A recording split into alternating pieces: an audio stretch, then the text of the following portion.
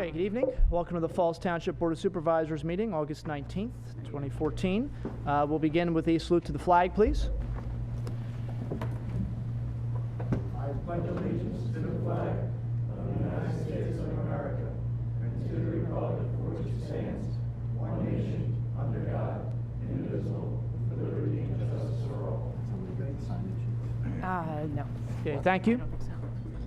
Mrs. Pullen, call the roll, please. Mr. Galloway? Here. Mr. Brasky? Here. Mr. Harvey? Here. Mr. Dents? Mr. Rocco? Here. Let the record show Mr. Dents is tied up at work. He said there's a chance he might be able to get here at some point during the meeting, but it might not happen. So we're going to move to item number 1 on our agenda, which is public comments. Mr. Gray, our township manager, is on vacation, enjoying a much deserved vacation. So Mr. Clark has retrieved a list for me, and Police Chief Wilcox is here as well to fill in, has been filling in the duties of manager over the past couple weeks. So first name on the list is Dick Trimble.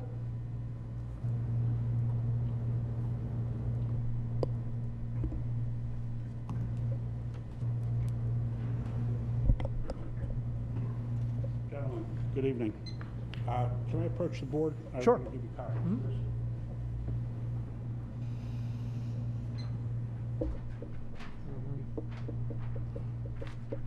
Thank you.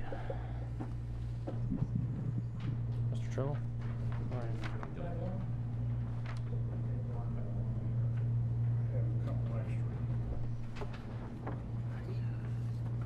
Thank you.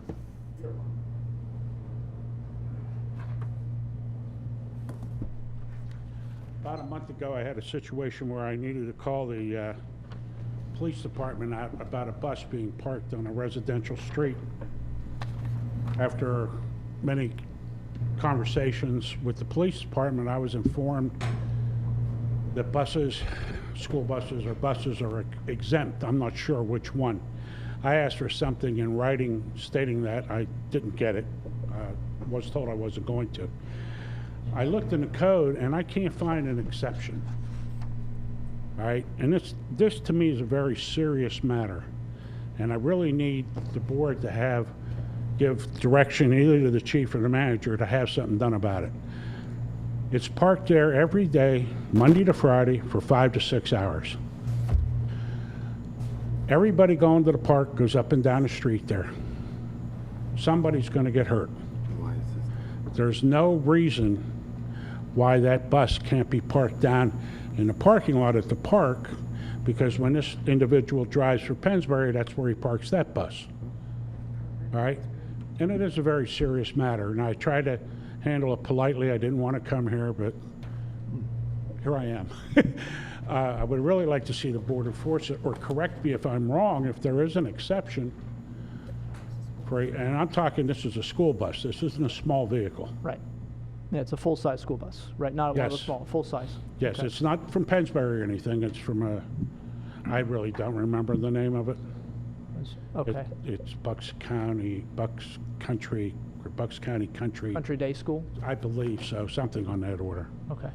Okay. But I mean, if it was there for an hour, I don't think anybody'd say anything. Mm-hmm. But the fact that it's all day, So, And so it's a literally bus all driver, day. so I guess he's making his or her, I don't know if it's a male or he female. lives there. All right, He so just he's parked in front of his house. He's making his morning run with the bus and leaving it there, and then going back and making his afternoon run. And then does he park it overnight there, or just No, during no, the he day? doesn't park it overnight. It's there from, at least, it'll be, some days it's there 9 to 3. Okay. Some days he leaves at noon and comes back at 1.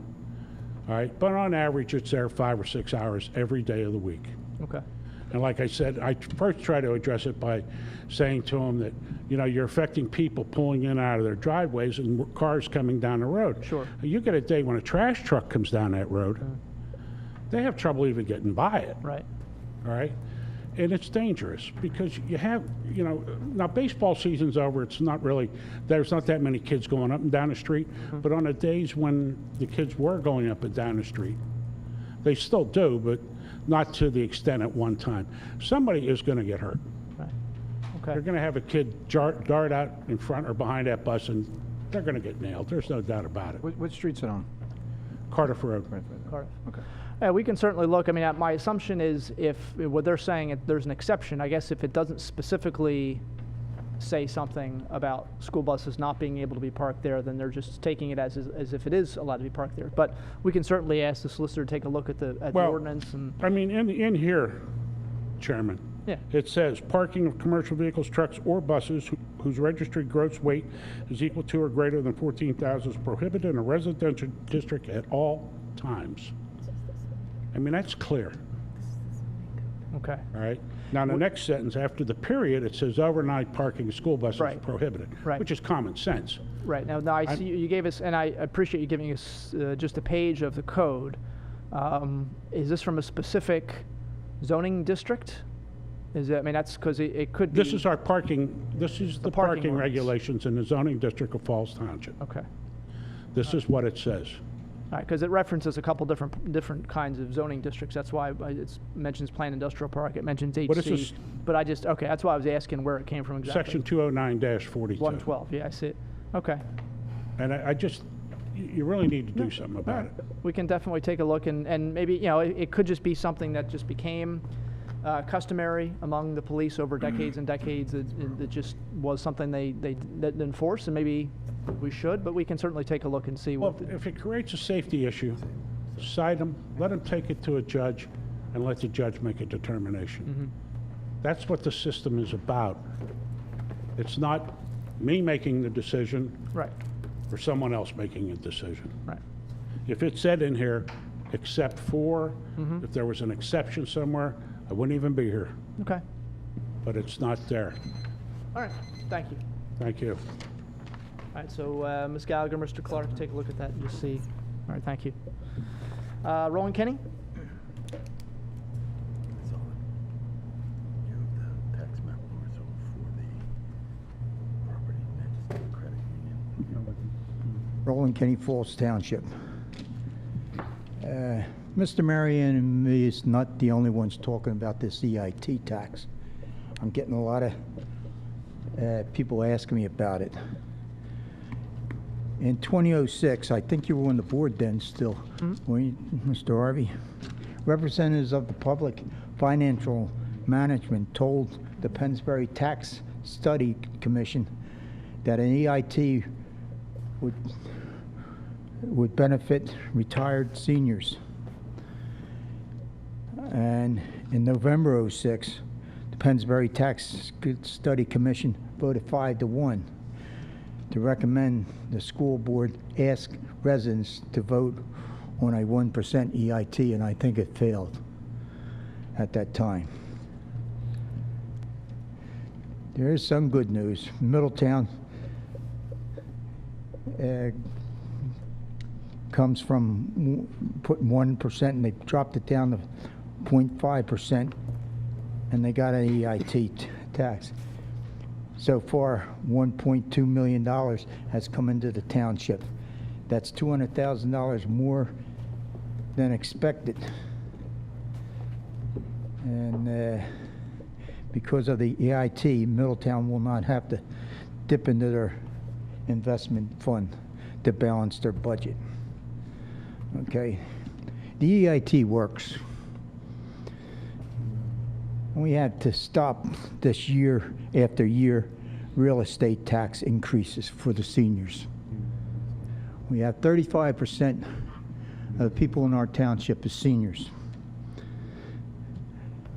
And I'm thinking, how much more can a senior citizen pay before putting a for sale sign on his house? Even 0.5% would stop this school board from raising taxes for us.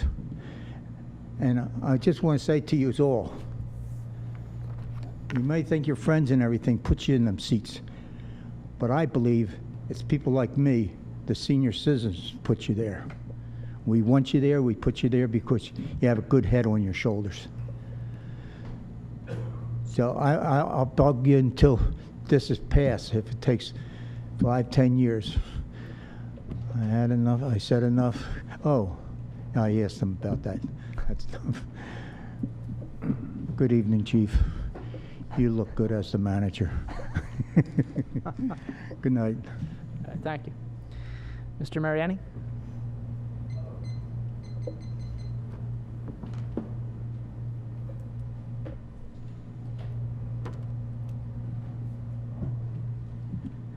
Being a religious man, which I am, I thank God for many, many things, and among them is that I do not own an electric car since I live in Thornridge.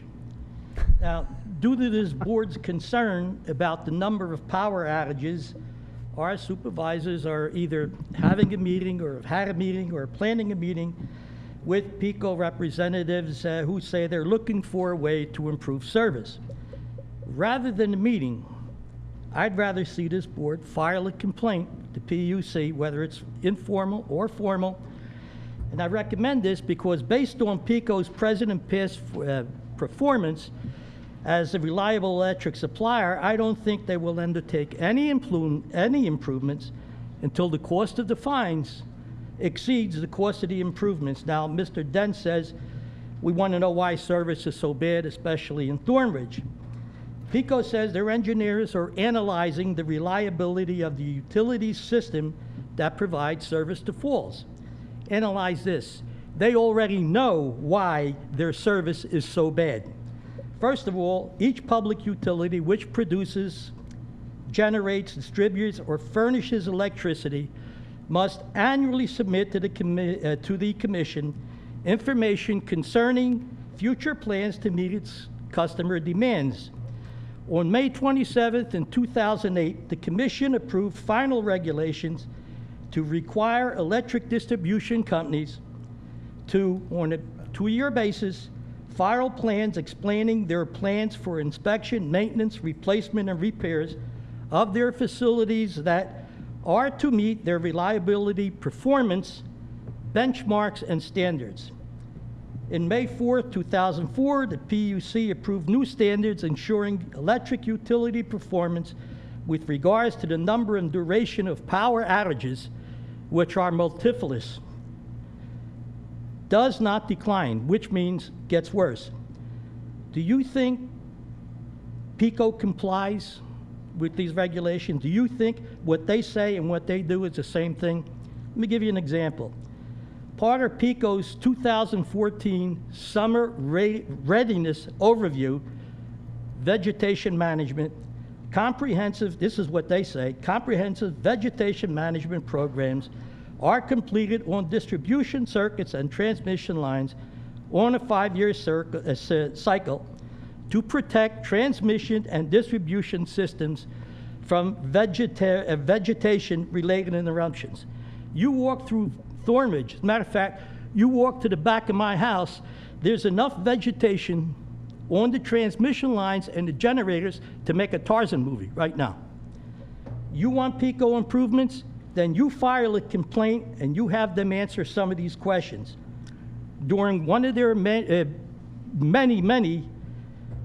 power outages, ask them how much and what type of equipment did you have on hand? Ask them that. How many PECO employees, not contractors, did PECO have respond? How long was their response time? How did they prioritize their jobs? How did they communicate with customers like you and me? My power was out 7 days, 5 days, 3 days. When I called, I got a recording with some woman with a very pleasant voice, and what she would say, we are trying to find the cause of the outage. Goodbye, click, and that was it. Every time you call back, we're trying to find the cause of the outage. Goodbye. If this board, if you're really interested in improving service, file a complaint. I really urge you to do it, and you will get some action. Thank you. Okay, thank you. Those are all the names on the list. Mr. Dell? Mr. Harvey, Yes, ma'am. the sheet was taken from the back of the room Yes. before public comment was started, and I was not able to speak. several meetings ago. Mhm. I came tonight, I've spent the day at the hospital, Mhm.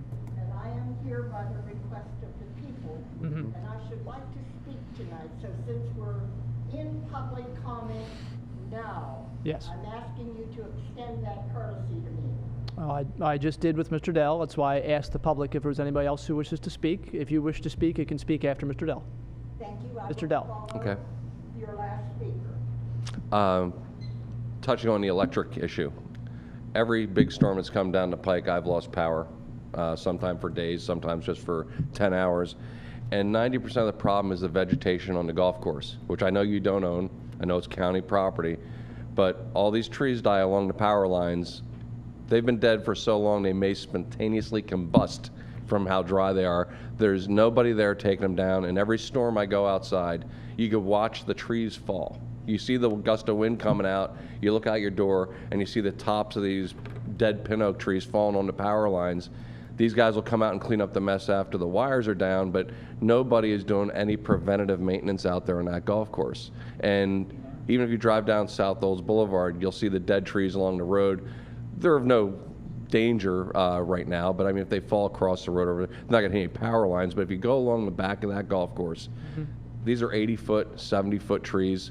Half of them have already fallen down. Next time we get another storm, I'm sure we're gonna lose power again.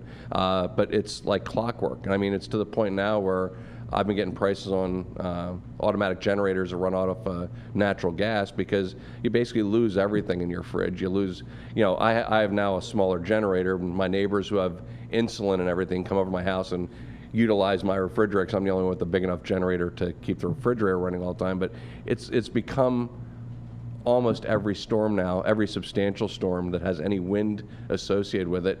And I don't know who to talk to get these guys out there. I know they came out and cleaned it up with front end loaders and chipper trucks, but they were underneath the tree that was dead, and they left the rest of the tree and they left. And I mean, I think I've mentioned something before, maybe 5 years ago, but nobody has ever come back out there and done anything. And I don't know if there's someone you could talk to, or... Yeah, well, certainly we can call. I mean, I can definitely give a call to Diane Marseglia, one of the county commissioner. That's a, you know, if you did raise before, you said several years ago, I apologize, I don't remember that specifically. Mhm. That's the first time I've heard it. I mean, obviously it makes sense. So yeah, but definitely I can pass it on to her. I'll call her Okay, tomorrow. because it's let her know. 90% of the power outages are because of the trees, and the other one is because our transformers sit in a flood zone on the golf course, and they end up floating in the water, and then they have to wait for a new transformer to come in. But I don't know if there's anything they could do about that, Yeah, that's- other than raise the whole substation Right. 6 feet in the air. But the vegetation they can do something about. And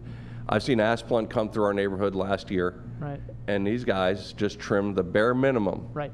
of what they have to do. There's scrap trees in and amongst the wires. They said they're really not a problem right now. But 2 years from now, instead of just spending 10 minutes out there and doing a job, they wait for a future problem. And you know, it's just from the county to Pico, they're just not doing their job, and we all suffer for it. I think the longest time was almost a week without electricity. And you know, wintertime's coming and not pleasant. Right, no, right. No, okay, definitely, yeah, we can pass it on. Thank you. Thank for you very bringing it much. up. Absolutely. Mrs. Wazowski? You call my name? Yes, ma'am. Thank you.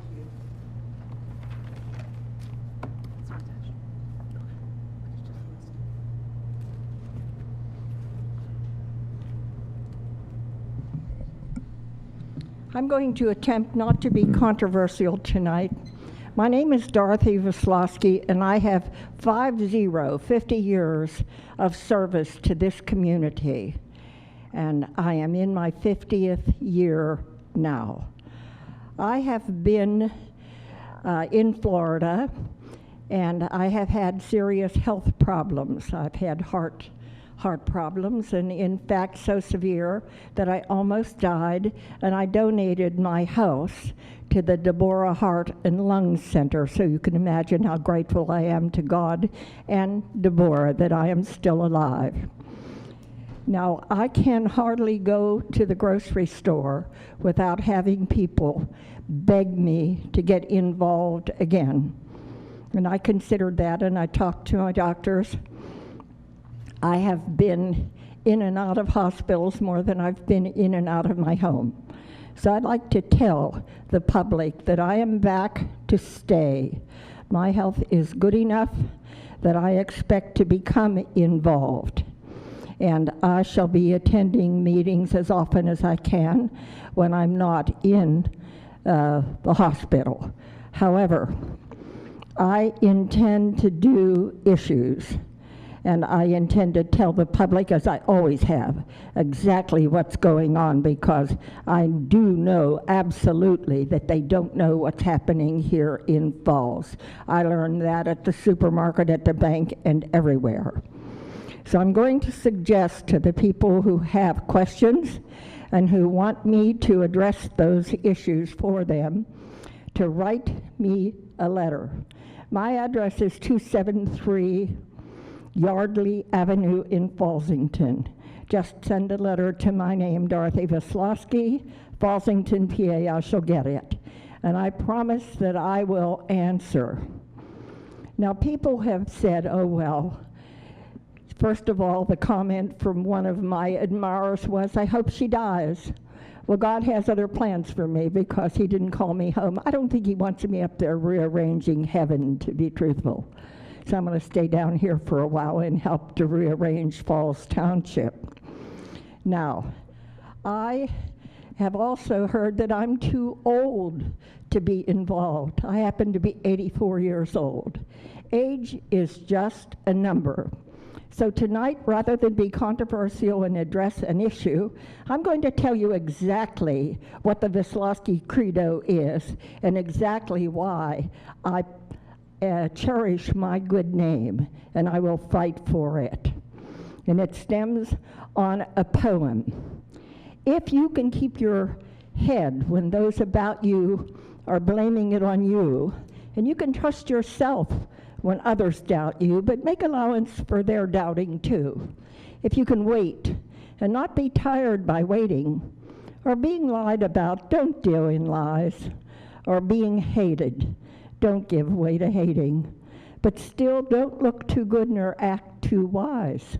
If you can dream and not make dreams your master, if you can think and not make thoughts your aim, if you could meet with triumph or disaster and meet those two impostors just the same, if you can bear to see the truth you've spoken twisted by knaves to make a trap for fools, or watch the things you gave your life to broken, then stoop and build them up with worn out tools. If you can walk with crowds and keep your virtue, or walk with kings nor lose the common touch, if neither foes nor loving friends can hurt you, and if all things matter but none too much, if you can force your heart, your nerve, your sinew to serve your turn long after they are gone, and so hold on when there is nothing in you except the will that says to you, hold on. If you can fill each unforgiving minute with 60 seconds full of distance run, then yours is the earth and everything that's in it, and which is more, you'll be a man, my son. I have taught this to people that I love. I have known that poem since I was a teenager, and I live by it. I will not have my name dirtied by people who choose to lie, threaten me, and do the things that I have fought for these 50 years. So what I intend to do is contact everyone who writes to me. I guarantee you that you will hear from me. I have been making plans. I'll tell you what's going on in this community, and you ain't gonna like it a bit, because I don't like it. I used to spend 6 months in Florida and 6 months up here. Looks to me like I've been up here now for more than a year, back and forth to Deborah Hospital. But I can tell you that I am fit as a fiddle, and I'm here to announce to the seniors that age is only a number. You can do it. Follow me and I'll show you how to come out of the forest. Okay. Anybody else wish to speak? See no hands. Okay, let's move on to our second agenda item. which is Fairless Works Energy Station preliminary and final land development.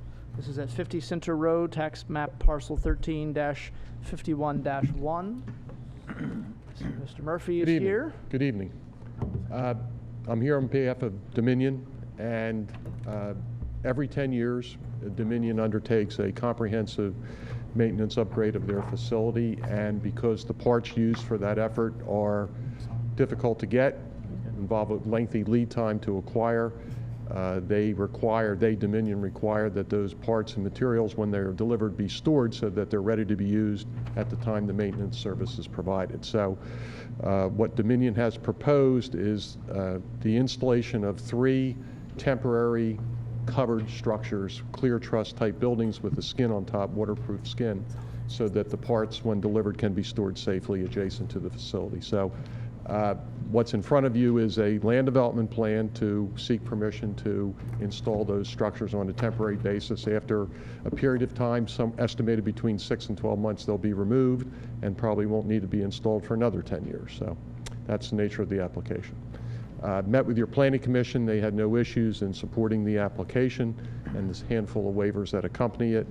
I've been provided with a draft of the approval resolution for my review, with which I have no issue. So. Okay. Yeah, you said it's a very, very kind of a minor project, and as you said, it's temporary as well. Right. I'll turn it over to board comment, and then we can also then turn to the engineer, see if he has any comments or concerns. Mr. Galloway. No comments. Mr. Boraski. I have nothing at this time. Mr. Rocco. I have none. No. Mr. Sullivan, anything on your part? I have no comments, thank you. Okay. And I think there are a couple of the waivers that you're looking for all basically deal with, putting street trees in and curbing and things that wouldn't make any sense, number one, in an industrial area, number two, for something temporary. So, okay. And I'm fine with that as well. Okay. So, I'm good. With this would be resolution 1423. Thank you, Mrs. Pullen. Okay, so we'd be looking for resolution 1423, which is granting preliminary and final land development for Fairless Works Energy Station. Is there any public comment needed? I see no hands. Okay, is there a motion for the resolution? So moved. Second. Okay, motion made and seconded. All in favor? Aye. Aye. Okay, thank you. Thank you.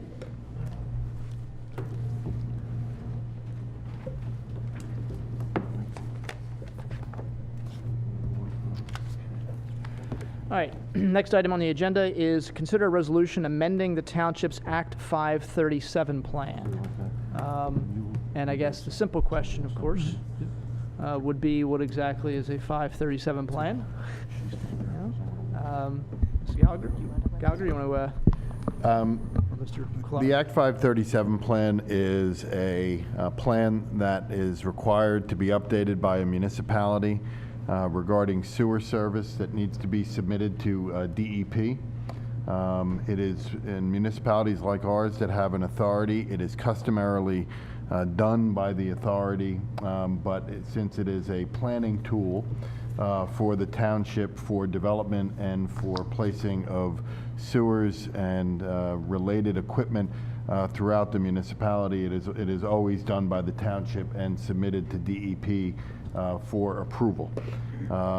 DEP requires that they don't tell you that you have to update your 537 plan every 5 or 10 years, but it is required that your 537 plan be updated and reflect any new development that's been in the township. In a municipality such as ours, that is for the most part mostly built out and for the most part mostly sewered, it is not maybe necessary to do it as much as it may be in other areas that are undergoing a lot of growth. But it is necessary to have it done. In recent years, with some issues regarding Bucks County Water and Sewer and their taking of sewage from the township and other municipalities in this area, it's been important to have our 537 plan updated. Tom Beach from Remington, Vernon Beach, the authority's engineer, has put together the 537 plan. It's been reviewed by our office, it's been reviewed by the authority, and we're recommending a resolution adopting it and then submittal to DEP. Okay. All right, thank you for the very thorough explanation. Comments or questions for Mr. Clark or for Mr. Beach. Mr. Galloway? No comments. Mr. Boraski? Just one. Was there major changes between last time we did it and now? That's a question better left for Mr. Beach. Yeah. The last completed plan you had done was in 1985. 19 when? 1985. Oh. Jeez. So, yeah, I think things have changed a little bit since the last time you've submitted it. There was a draft that was started in 2008, but was never completed. Right. This current plan brings everything up to date. This resolution will allow us to actually submit it to DEP, get their comments, and hopefully finalize the plan. So, Okay. Thank you. Mr. Rocco? I have none, thank you. Okay, I don't have any. Thank you, Mr. Beach. Okay, any public comment? See no hands. All right, so this will be Resolution 14-24, amending the Township's Act 537 plan. Is there a motion? So moved. Second. All in favor? Aye. Okay. All right, item 4, discussion by Kimmel Bugret regarding the new Township building. As residents know, for the past few years, the board has been looking at the possibility of replacing this existing building, which has a whole host of problems and issues. And we've had a lot of discussion and retained the services of the firm Kimmel Bugret to do a lot of work here in the township, working with our staff to begin with, to find out their needs, to find out what they have already, and then taking a look at the space issues and budget issues and putting together a plan. We really wanted to have a discussion, a public discussion, the board did, about the next step. We definitely have some conceptual plans which will have been shown before, and we'll see them again to kind of refresh everybody's memory. And we also have asked a company, Concord Public Finance, to give us an idea of some ways that we could work to finance this project moving forward. So I guess what we'll do, and I want to thank especially Mr. Rocco and Mr. Dents, who have served really as kind of liaisons on the building advisory board. If we I don't have a formal name on it. Lieutenant Airy from our police department also has been instrumental in a lot of the work on that as well. So I don't know if you wanted to say anything. We just wanted to turn it over to Mr. Trump and let him. Yeah, I think we'll turn it over to Mr. Trump. Okay. Mr. Trump is here. He's got a presentation for us, and make sure you're using a microphone, Mr. Trump. Will do. Thanks for inviting me, members of the board and public. My name is John Trump. I'm with Kimmel Bugret Architects, and I'll have a short presentation to kind of bring everybody up to speed on the project, where we're at. We were hired by the borough, or excuse me, by the township back in fall of 2011 to undertake a feasibility study of the project. We interviewed, that's probably, they'll tell me if I'm not doing too good. That sounds better, I guess. To take a look at the municipal campus, we met with all the members of Public Works and Administration and Police and Parks and Rec and a number of other people to basically establish a building program. And the short version we have listed up there on the screen. This existing building is about 34,500 square feet. On the right-hand side of the screen over here, you can see that the existing square footages that are dedicated to items of the township. The township does rent some space in this building. There's some vacant space as well. But going through the program, meeting with everyone, we came up with a building program of about 64,200 square feet. And that's what we moved forward on. I won't go through this too much, but we also, after going through and interviewing and creating that program of what spaces the township needed, we took a look at the existing site. Every site is unique. There's access points, the way the sun travels across it, its topography, things of that nature. So we looked at all those things, which you can see some of them here, access points, things of that nature. And at that time, we went through and developed 4 ideas of how we could utilize the site. And we looked at them from all sorts of different aspects about how we could continue to keep the township up and running, the costs of each way to go, and ultimately presented that to the board, and they ended up picking what was Scheme 4 at the time. And what that is, the idea behind that was, and you can see it kind of right here in the red outline is the existing building that's on the site. So the idea was to build essentially 2 buildings, a police and administration building over here and a public works building over here, all while keeping this building operational and its people in here functioning. And then once the 2 buildings were ready for occupancy, the township would move out into their new buildings. We would be able to demolish the building in the center and then finalize all the parking and the stormwater management and things of that nature. And that was what was selected by the board at that time to pursue. So just a little bit more brief history on that. Basically back on May 6th of 2013, having gone through all the feasibility study and the preliminary designs of the project, the board said to Kimball Bogret, let's go ahead. And they signed a contract with us to create contract documents for the building. Back on October 4th, they asked us to pull back a little bit. We put the project on hold. They wanted to evaluate the cost of the project and other aspects of the project. At that time, back in October, almost a year ago, we were probably about 25% done with the construction documents. Our civil engineer, who's Tom Beach's office, they were, I think, about 60% complete their land development process, but all that has been put on hold. And just since we've been talking about the building a little bit, I took the current building plans and kind of made them, there's a lot of rooms in here and it's very difficult to read on a projection screen, so what I tried to do was just kind of color code it for you. Back on the site plan, the main entrance to the building is here. The spaces in yellow are really public access spaces, so the access to the administration and Parks and Rec is through this main entrance off the parking lot. Additionally, off the parking lot, the main public entrance to the police is here. You'll notice that the ground floor is taken up predominantly by the program for the police. There's offices, detectives, locker rooms, and associated functions for all the members of the police force. The township also elected to keep some rental space that could also be expansion space in the future. And that's on the first floor. Up on the second floor, as you come up to the top, again, we have public access spaces. Most of the stuff shown in the brown here is relatively expanded Parks and Recreation.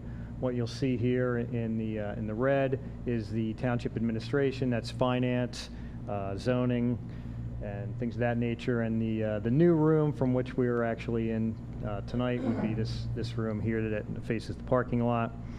And to take advantage of the slope on the site, we actually have a ground level that's also dedicated to police. It contains their sally port and their detention areas, storage space, and mechanicals of that nature. So that's separated from the public spaces. And also involved in the project is Public Works, new building for Public Works, which essentially breaks down to an administration area for them, which turns out to be a couple offices, locker rooms, bathroom facilities. The major maintenance functions take place in the center, where they can work on vehicles and repair vehicles, and there's all the storage components and all the other things that make Public Works work for the township. So it's actually, like I said before, there's actually 2 buildings in this project. And also back in April, we gave the township an idea of what it could look like. We had some metal roof, some metal siding, some to-be-determined panels or stone, and the idea was to kind of create this new vision on the existing campus. I won't spend too much time on these.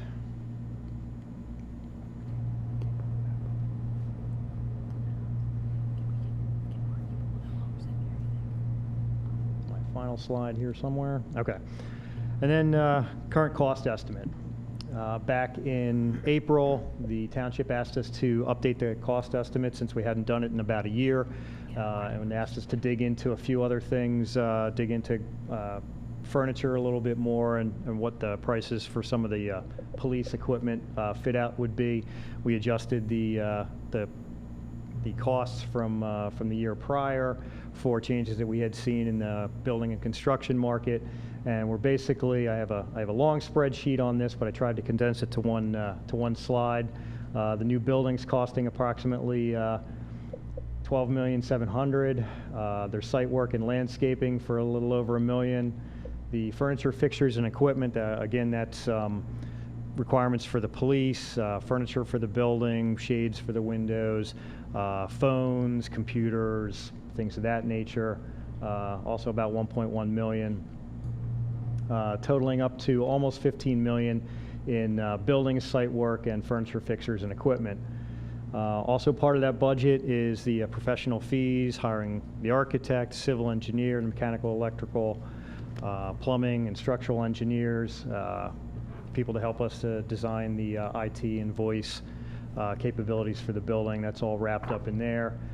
Currently, we're carrying about a 4% construction contingency. Like to carry that at that level, maybe a little less as we progress through.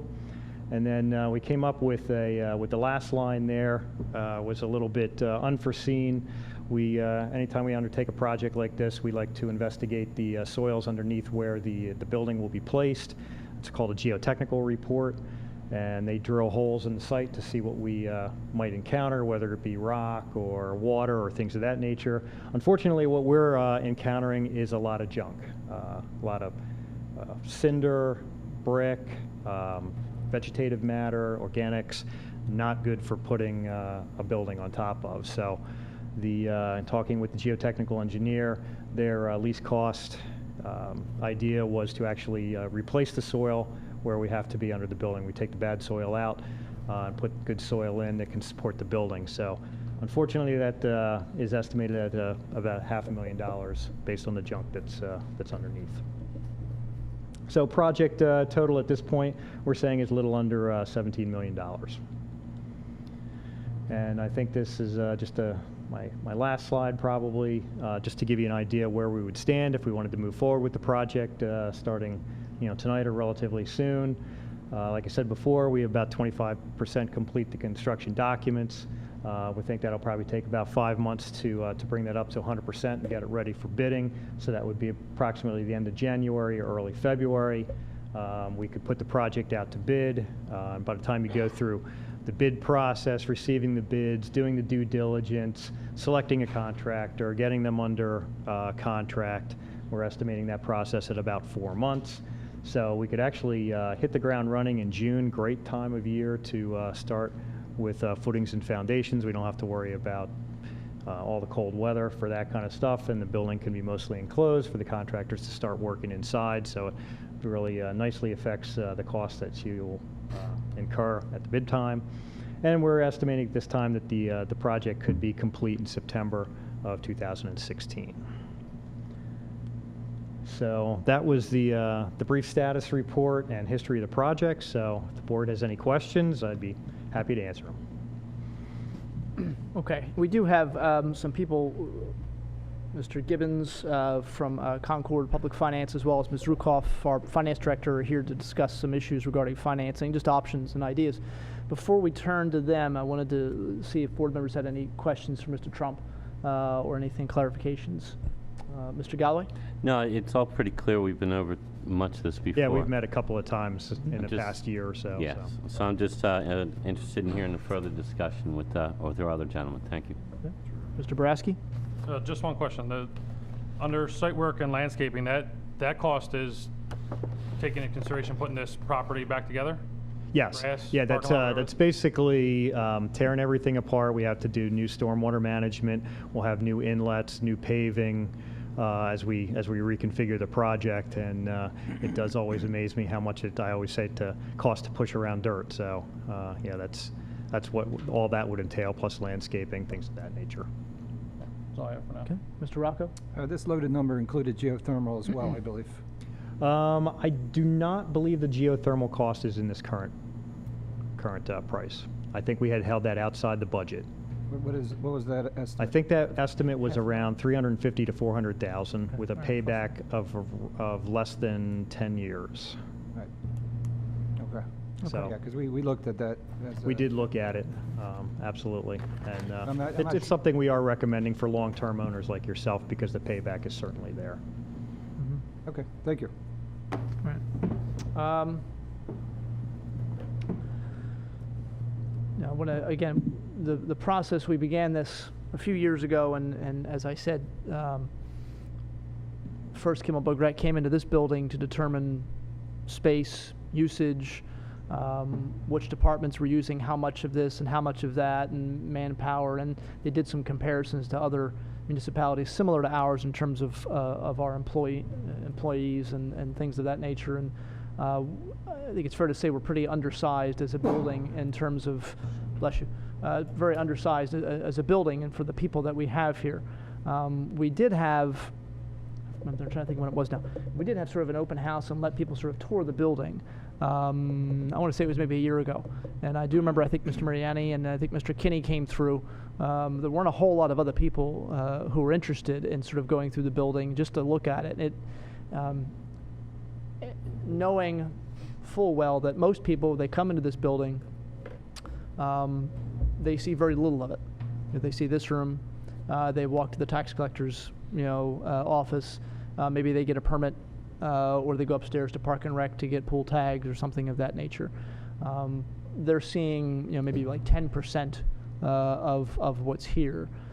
And as you start to see everything sort of behind the curtain, I guess you could say, you ask our police department, the kinds of spaces they're working with, and even some of the tenants, some of the spaces they're working with, and it's really, and Mr. Dell was always fond of pointing out the atrium and how we're growing our own little vegetable garden out there, with some of the leaks that have been out there. So, it definitely is a building that was never built to be a municipal building.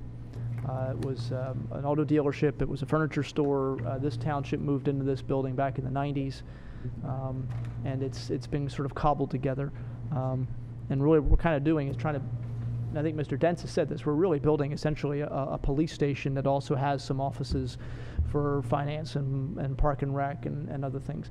We've heard some people talk about having a true park and recreation facility, a community center.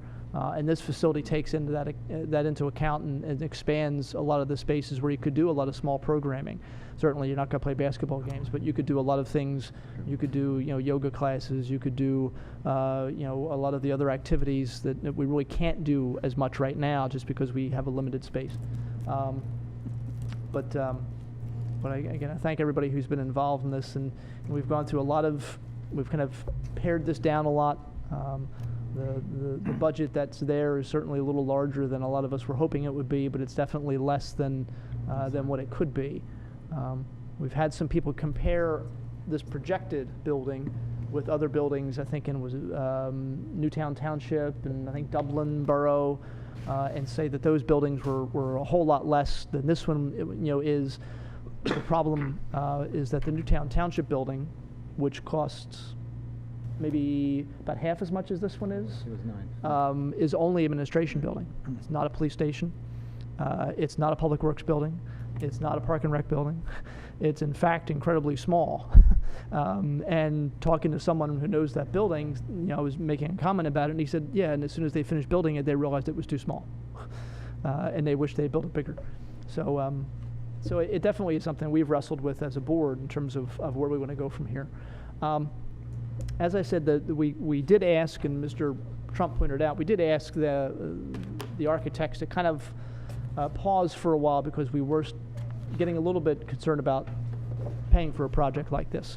We have a road program that's going on still and is close to completion, and we wanted to make sure that we were doing the best we could in terms of minding the public's finances, while at the same time trying to meet the needs of the people that work and do all the business of this township, which is a necessity. And so what we started talking different options about how to finance something like this. And we did ask our finance director, and Mrs. Rukoff, as well as Mr. Gray, to look into some options. And we have asked a gentleman named Chris Gibbons as well from Concord Public Finance to put together some options. So I'm going to turn to them, if they wouldn't mind, just kind of give us an idea of the things they're looking at, different options that we could have in terms of moving forward with this.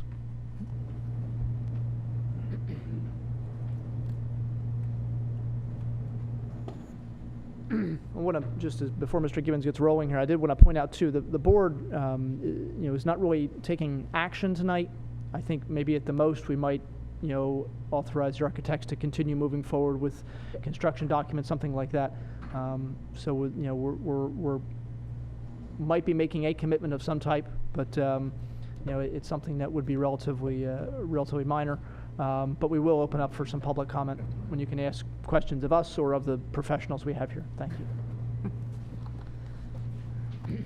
Mr. Gibbons? Thank you. Good evening. Thanks for the opportunity to present to you this evening general ideas of financing concepts, ones that would be further refined upon further discussion. I thought I'd even give you the 30-second of what Concord Public Financials is, and then kind of go into some of the information I put in front of you. Concord Public Finance is a financial advisory firm. We act as a fiduciary to you as the township. We're not an investment banking firm. We're not a bank. We are hired similar to have your solicitor hired, who's looking after your legal interests. You hire a financial advisor to look after your financial interests. We've been in business since 1997, so 17 years. We've done nearly 800 different financings and over $6 billion worth of work. The information I put in front of you was a kind of a thumbnail sketch of who Concord is. I started the company with another partner 17 years ago. We have backgrounds from law to municipal administration to corporate paying agent work and that kind of thing. So we have a banking, administration, as well as a legal background to look at financial issues. All that information is contained in the information that I had just passed out. What I would ask you to turn to is the last page of my document behind tab 1. This is, again, just a very general, broad brush sketch of what you might be expected to pay in terms of debt service on a $15 million project. I think it's also important to note just general market conditions.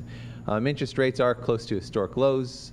And if you go back for 40 or 50 years, that's still the case. So it is a good time to consider financing the project if that's the step that you choose to go down.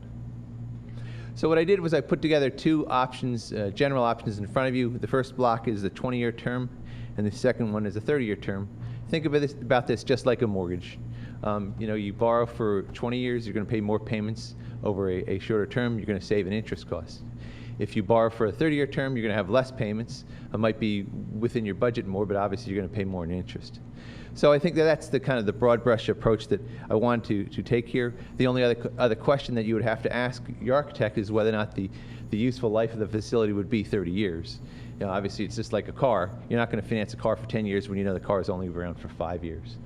So effectively, it's important to kind of have that as the basis, and quite frankly, it's state law that doesn't allow you to finance it any further anyway. So the 20-year term, the box I put up top, I put 3 different options. First of all, I assumed that the project was $15 million. I know it's a little, the estimates at this point are higher than $15 million, but I've used $15 million as the baseline. Obviously, further refinements would go along as you decide to move along. So the first option, 1 under 20-year term, just reading left to right. The size of the bond borrowing itself would be about $15.345 million. The term would be 20 years. The current rate on that 20-year money is about 3.11%. So it's a very good tax-exempt rate that you could repay over a 20-year term. The annual debt service cost you can see there is $1,061,000. Annual cost in mills of 3.34, and then the annual cost to homeowner assessed at $30,000, and then assessed at $60,000 is really just twice that number of the $30,000. I think it's also important to note before I go to options 2 and 3 that bank loan financing might be as cost effective as bond issue financing. We don't know. Over the last 3 or 4 years, I'd say 2/3 to 3/4 of the projects that we've completed are actually bank loans rather than bond issue financing. And I know your finance director is keenly aware of the way you finance projects at a lower cost is you borrow $10 million or less. That gives you the opportunity to get bank loan financing. It's something we can talk about sometime in the future, but essentially just know that it might be more cost effective to finance the project as a bank loan versus a bond issue. We don't know as we stand here today. Okay, option 2 under 20-year term.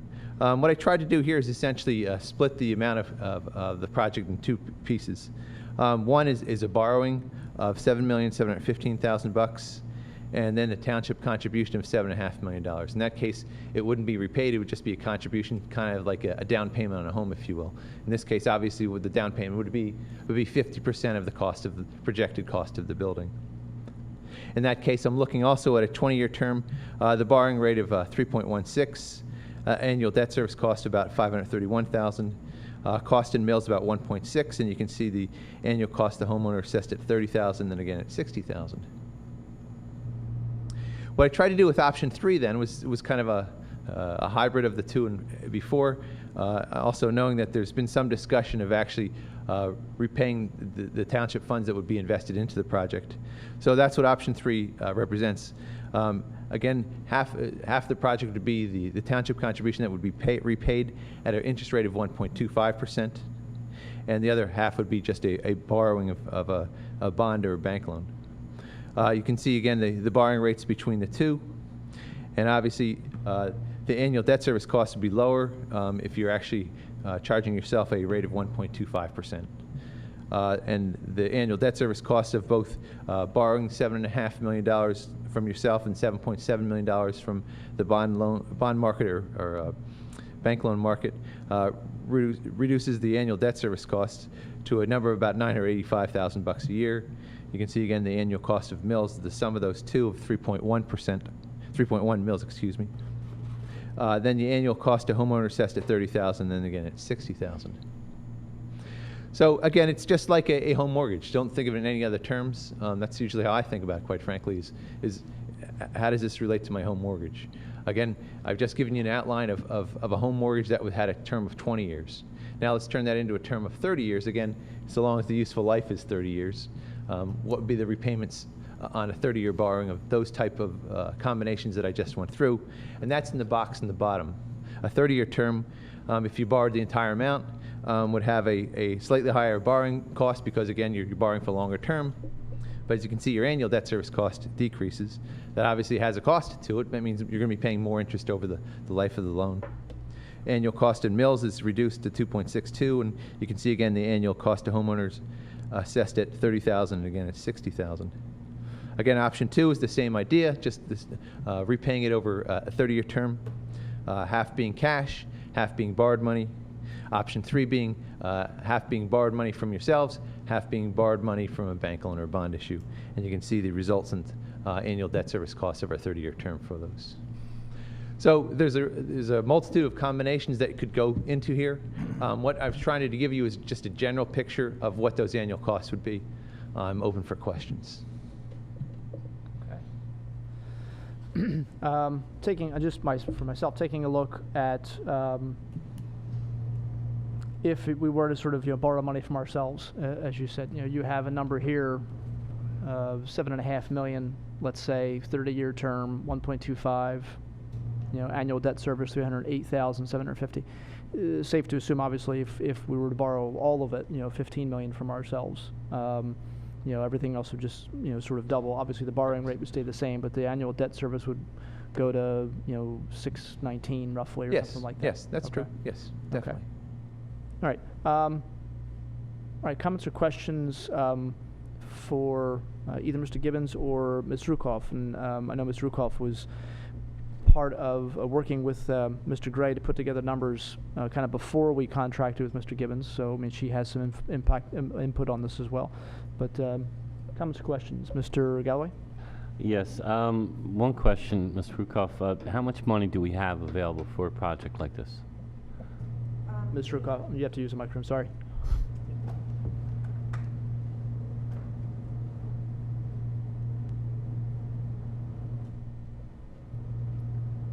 We have approximately 34 million in our long-term savings. Free and clear, without further commitment or without prior commitments, we have over 24 million. So if we wanted to finance the whole thing ourselves, we could if we wanted to. The funds loan are them. available. It is enlightening the how much cheaper it is to borrow from yourself, which sounds like a strange concept, but I do understand it. The page was laid out very well, and I do appreciate the presentation. All right, and thank you, Mr. Rukoff. Mr. Boraski? I guess just touching on what Mr. Galloway says, borrowing from ourselves seems to be logical, but of course, I fear that us as a board, we have good intentions to pay ourselves back. But the next board, I'm just concerned about, where the future of the money would be. That more of a comment than a question at this point. Okay. Mr. Rocco? Yeah, I had a question. I'm not sure if it's for you or our solicitor. A debt service, these were both written up as a debt service. Does that mean that the taxpayers pay for it? The way I have it written up here, yes, the taxpayers pay for it. Right, so can we borrow money from the bank or a bond without having a debt service on it? I'm going to jump in and correct Mr. Gibbons. Ultimately, the way Mr. Gibbons has put this together, since payment would be from tax dollars and paying back the annual debt service would be from tax dollars, Mr. Gibbons is indicating that it ultimately would be paid for by the taxpayers. It is not contemplated that this would be done by any sort of special assessment or any sort of tax increase or anything along those lines. That's not what is contemplated here. When it says debt service, it's just at what you need to pay back yearly on the loan, but it's not like you're automatically going to be raising taxes or you're going to have some sort of special assessment against the taxpayers. Yeah, that would be a decision for you. It doesn't specify where the money comes from. It just Correct. Just Correct. per homeowner. That's why I was wondering. Right. If a Correct. debt service meant that that the taxpayer is paying for it. Right.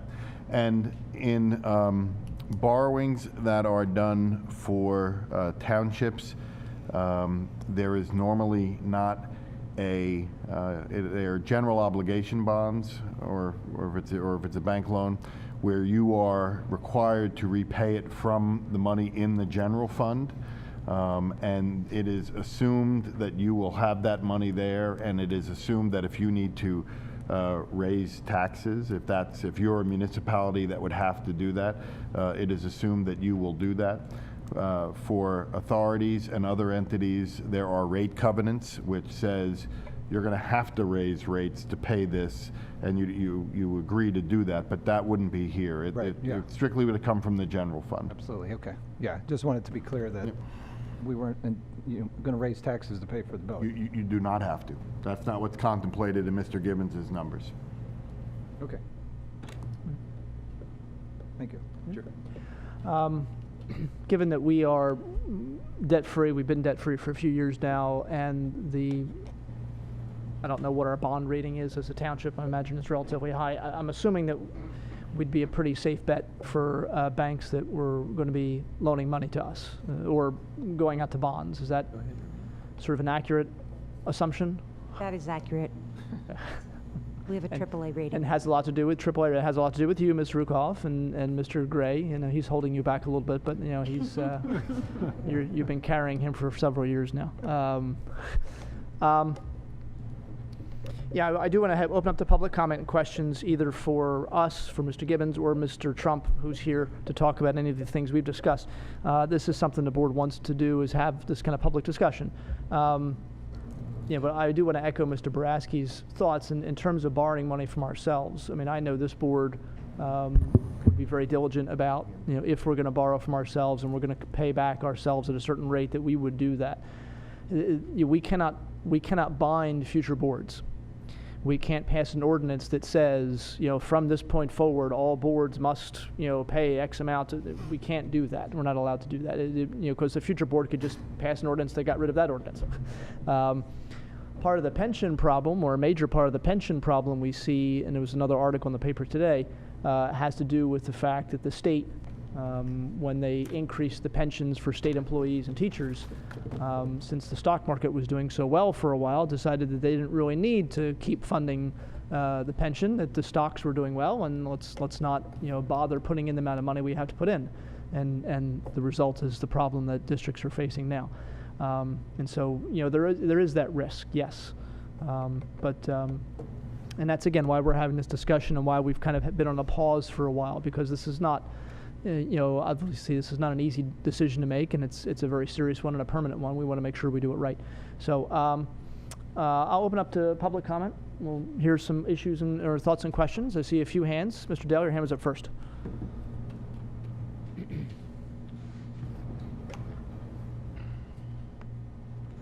I was under the impression we had 70 or 80 million dollars in long-term money, or am I mistaken? We never had that kind of. Never had that much. 24 to 30. What was it? 24 million? 34. 34 million. 34. That's it. That's the extent of our money. That's. I hear a few giggles only because 34 million makes us one of the wealthiest communities in Bucks County. Yeah, but I mean, for the amount of money we receive from Waste Management, that doesn't seem like a lot of money. I could have swore we were up over 50 or 60. Then you sold the Water Authority, and we're supposed to get what, 16 million. We didn't sell the Water Authority. It was the Water Authority was kind of spun off. They borrowed money to purchase it for the township, correct? To stay afloat for a while, they borrowed money. That money was paid back to us. Yes. And that was 16 million. Yes. And that's part of the 24 or 30, 34 million or whatever. Correct. Yeah. This is Rukoff saying yes. Well, being that our investments, every time I ask about what we made on our investments, it's always 1% or less, because apparently the vehicles we have to put them in haven't done well in the stock market. It would be ridiculous, I think, to borrow the money from a bank if you can afford to pay for this, because you said future boards can change it, but if you paid cash for this building and maybe altered a little bit to maybe lower the cost a little bit, we could pay cash for this and not have any debt and go in with a brand new paid for building with no issues. And the second part of my question is did Joe Arneo and the guys from the maintenance division go over these plans to say that fits our needs perfectly?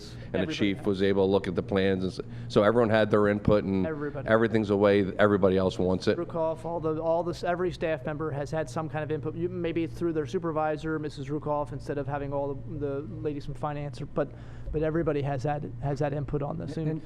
Go ahead. I'm sorry. Just going to say, just so you know, there was an exercise where we already cut down. Let's say the police chief, we say you got to cut down. The cost, the building's too big, the costs are too high. So we actually went through an exercise where they got rid of some space. We made rooms smaller. So the public works, the police department, the administration, everyone's involved. Yeah. Okay, I just want to make sure that the people who are utilizing this building had their say, and it wasn't just handed off and said, hey, we're just going to put up this kind of building. I wanted to make sure they had their say. But Mr. Dell, and this was an informational meeting. Paying for it ourselves, free and clear, is an option. Okay. We just wanted to understand better. What is the total public debt service? financing is about, how it works, and how it operates, and what it would mean to us if we went ahead with such a thing. Was it about $5 million in interest over the course of 20 years if you borrowed the money? Is that roughly? From ourselves or from somebody else? From somebody else. I don't think it would be that high. Do you know what it would if be? It's, well, the annual debt service, I mean, it's, $833,000. If we're doing a 30-year term. The 30-year one. It'd be $833,000 times 30. But there's principal and interest in there, correct? Yes. So what's the interest paid over the course of 30 years if you finance That's not actually presented here. I don't know if Mr. Gibbons is looking that up or not. There is a borrowing rate listed. On a $15 million borrowing, the $15,345,000, it's a pretty good estimate. It's about $5.2 million of interest. Okay, I guess that was my only point, is I know it hurts at first. I know I'm buying equipment sometimes. Sure. You just throw a bigger chunk at it so you don't have to suffer those payments forever, because 20 or 30 years is a long time to pay that kind of money, and you don't know what the future's bringing. But right now, obviously the landfills are thriving, everything's going well. We have the money, and while you have the money, as much like it says it might pain you to drop your account by 50%, it's owned free and clear, and you don't have any monthly yearly bills coming in, and you're not throwing money away at interest because you guys aren't making money on your investment. Now, if you're making 7 or 8% return on your money, which is you're not making, I mean, which is easy to me, it seems fairly simple to make, but being restricted on your investments, I understand that you can't make that. So I would say, you know, as much as I don't want a new building, spend it now and save the $5 million in interest. And that $5 million is, you know, use that, you know, obviously it's good to save $5 million. Sure. And the last question I had is, you're not putting that rusty, awful steel facade on this thing, are you? That's something we still have to talk about. We talked about doing something that was more sort of steel and glass. I mean, this is a town that was largely built by the steel mill. I have no problem with steel, but the yeah, rusty. I know some of us have some concerns about the Core 10. Is that what we call Core 10? Yeah. Some of us have some concerns about Core 10. Okay. Because I mean, the concrete that's dripping on those is going to be rusty. Yeah. I just think that would not look good. So Yeah, that's just my opinion. No, that's fine. All right. Thank you. I share that. I think just as Mr. Adele was talking about the borrowing rate, for our bonds, with the bonds we're getting now 1%, a little under 1%, Mrs. Rukoff? About 1%. About 1. So we're actually planning on paying ourselves 1.25%.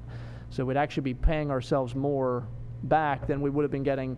And we, as Mr. Adele said, we are restricted. We can't take, and this is a good thing, we can't take the public finances, the $34 million, and just sort of like, put it on Microsoft or something like that, or take it down to the track and decide what horse we like the best. Yeah, we can't do that. Obviously, that we're restricted, and that's a good thing. Not every state has that. And I know Mr. Mariani is fond of talking about Stockton, California, and Detroit, and how they go into debt. And I don't know what the rules are in Michigan or California about public debt and where you can put your money. But we're obviously pretty strict here. Mr. Mariani, you wanted to say a few things?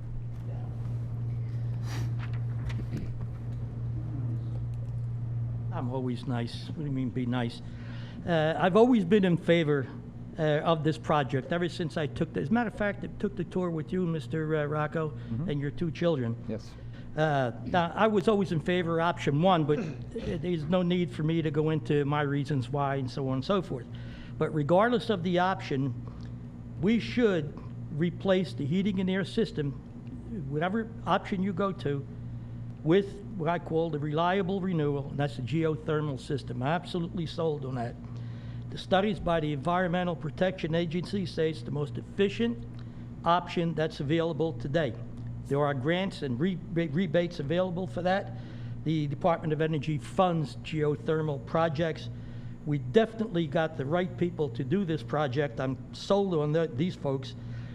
You've done it in 4 municipal projects. Last one I think was Haverford. You used geothermal. So I would ask you if you could very briefly give us your opinion on the efficiency of the system, the long-term return on investment, and the overall economic advantage of this system.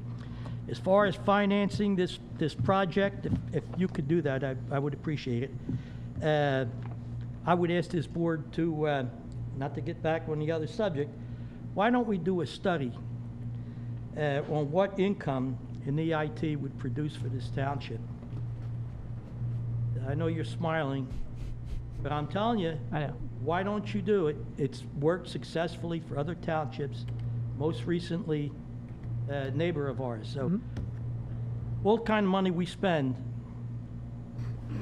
let's spend a couple of dollars and find out what kind of income we can get and do the right thing, and we might not have to borrow any money to do this project. But I am in favor of the project. Yeah, I'm sure. Well, I don't know how.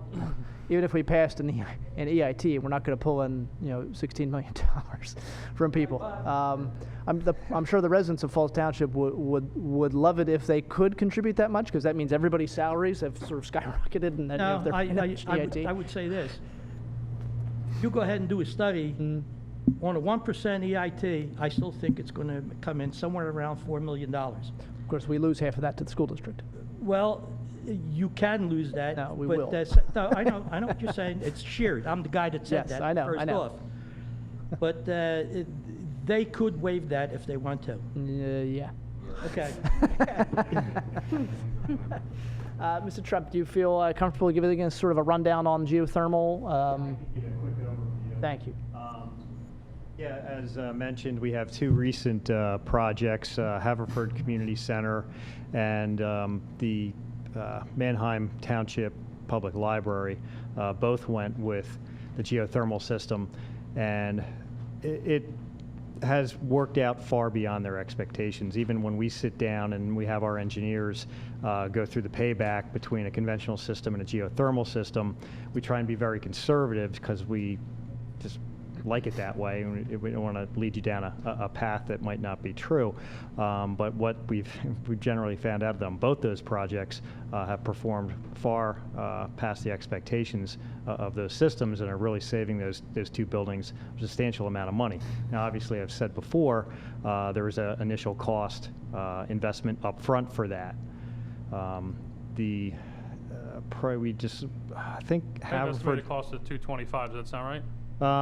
Look back through previous emails we had. Yeah, could be for about this size of the building. I was trying to think back. I think Haverford has about 40 wells, and of course, the wells are designed based on your site. We would have to do a test bore out there, and they set up some equipment for about 48 hours, and they run the fluid through the test bore, which goes down about 450 feet, and they will get an idea of what the ground can accept as far as rejection of heat, and they'll design the system to that. So we, with test bores, the bores for the system probably run, when you get 40 of them, maybe $7,000 or $8,000 a bore. So you do that math plus the equipment. And generally, you're going to get up into 250, 350, perhaps even 400,000 for the upfront costs. But what we've been seeing, our reports have been saying 8, 9, 10-year payback, but I think with the actual data that we could get from those two projects, I think we'd actually see less. I think Haverford is perhaps looking at about 6 or 7 years on their payback on their investment. So it's working out very, very well. So like I said earlier, for long-term owner, it's almost a no-brainer. Okay. All right, thank you. All right, the gentleman wishes to speak? Just a question with regard I'm sorry, I have to use a microphone. Sorry.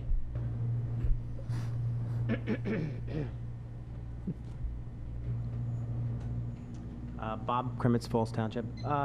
Question, geothermal is basically a heat pump system, so you're basically running an electric system.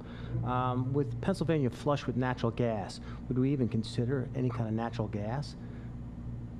Yeah. Mr. Trump. Yeah.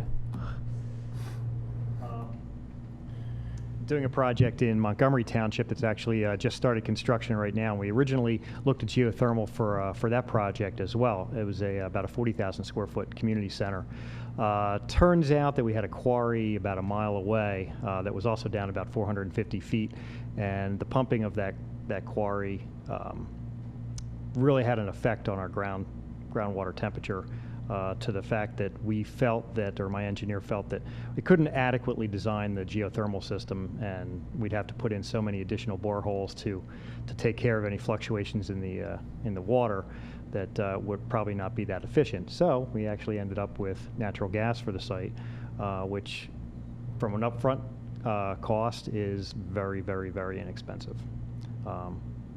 It's just, like you said, there's a lot of it in Pennsylvania right now, and the prices are very good. PECO's running a line for us for very, very minimal cost, so it worked out very well. So that's also a viable option. Okay, all right. Thank you. It's a good question. Thank you. Mr. Binney?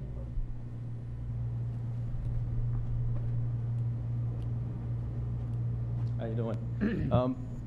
I saw the numbers and the $16,800,000 number, and if we're talking about geothermal, I believe you said the number was $300,000 for that.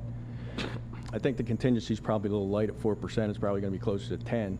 You add all that up, you're around 18.8, not 16. I believe I understood correctly. We have $24 million of uncommitted funds. So if you're going to pay for this all directly out of those funds, that's going to take the reserve down to a pretty low number. I think probably a better idea would be to partially fund it through our pocket and fund it through a bond initiative or something like that. I'd be a little concerned about taking our reserves down to a low level like that. Okay. All right, thank you. Anyone else wish to speak? Any other questions or comments? All right. Well, I want to thank everybody, all the people who commented and asked questions. There's a lot of good thoughts. And again, this is something we wanted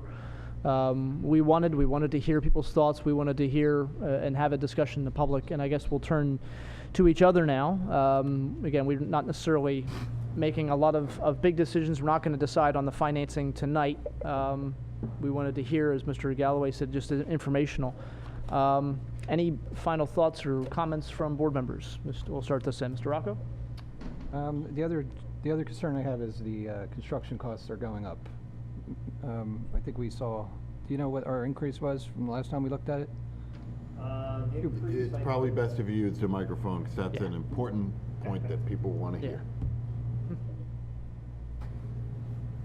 It's been a while since I did the estimate, but I think we had increased costs at that time, which was probably close to a year and a half ago now, to April, at probably about 1.7%. Okay. We're just having a conversation in the office today about how busy all the contractors are at this point. We're trying to find a contractor to estimate a project for us right now, and I can't find one because they're all too busy on jobs that they're actually going after and not just estimating for me. Right. So yes, I would expect to see construction costs increasing very shortly. Okay, thank you.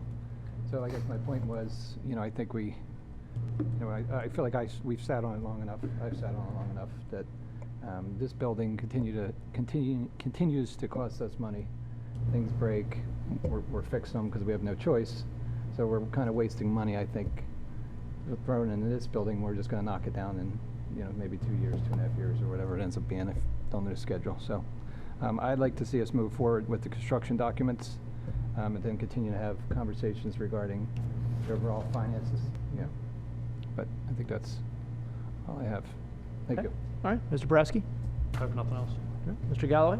Yeah, I concur that we should move ahead with the construction documents. Thank you. Okay. Yeah, and I would agree with that as well. We did budget roughly $900,000 this year for a lot of steps moving forward in the building. We haven't spent anywhere near that much. I think we're under 100,000 probably. Yeah, so again, we budgeted a fair amount of money expecting to move forward a lot on this, and then we did have, again, the issues about financing really caused us to pause. But I think that, I think we're fine, Mr. Trump, in terms of moving forward with construction documents, as you had it outlined in that, in your presentation. And then we can continue, as Mr. Rocco said, continue to talk about some of the options we have moving forward. Because I agree. I mean, one of the concerns I had was, we have a road program, and we've been sort of trying to get that finished, especially for residents who've been waiting for a while to have their roads done. And this, obviously, if we're diverting a lot of our attention and money to this, is going to slow down that project, that program considerably. And so that is a concern of mine.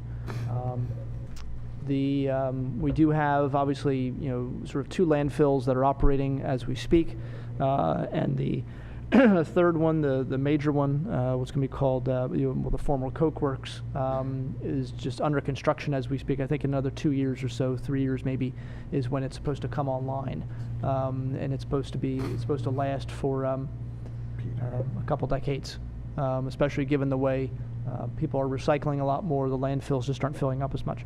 So there's a finite amount of money we're going to be getting from that landfill because it has a certain amount of space that can be filled, but it's going to be filled more slowly, which means that we won't have sort of as much money flowing in as fast, but we're going to have steady money flowing in over a longer period of time.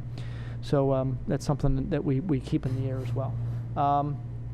But yes, I'm fine with that. And if there's any other thoughts, I want to again thank everybody for being here. Mrs. Rukoff, Mr. Gibbons, Mr. Trump, thank you for all your efforts and putting everything into this. We'll take just a real short 5-minute recess. We'll allow you to sort of put away all this stuff, and then we'll kind of move on with our agenda. Okay? Thank you. Okay, we'll call our meeting back to order. Give people a chance to break down some of the equipment they had, and we can move on with the rest of our meeting here. Item number 5 is another discussion regarding LED streetlights. This is something that Mr. Rocco has been really pushing very hard, instrumental in. I didn't know if you wanted to kind of talk a little bit about it in terms of what's happening, what we're doing. Yeah, I think about a month ago or so, we authorized an audit of all the existing streetlights. That allowed, I believe, Phillips or one of the vendors to go and make sure that the streetlights we were paying for were accurate and the wattage was accurate, and then allowed them to put together a proposal. So I'm looking forward to it. I think when we hear the numbers, I think it makes perfect sense for us. So. Okay, I know we have Mr. Von McGilson here to give us some details about what our options are, what some things are. I think everyone has one. I don't think Brian has. Mr. Galloway. Yeah, I need one. Thank you. Yeah, sure. They can follow up. Or anyone in the audience? Very much. Go on.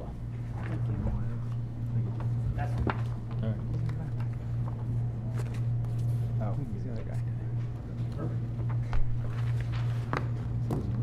Good evening. We met about 2 weeks ago to go over the audit, to go over the final counts of what we came up with.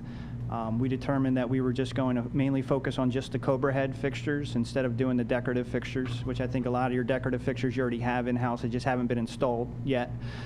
We also found out that there were about 118, if I'm correct, LED Cobra heads already existing.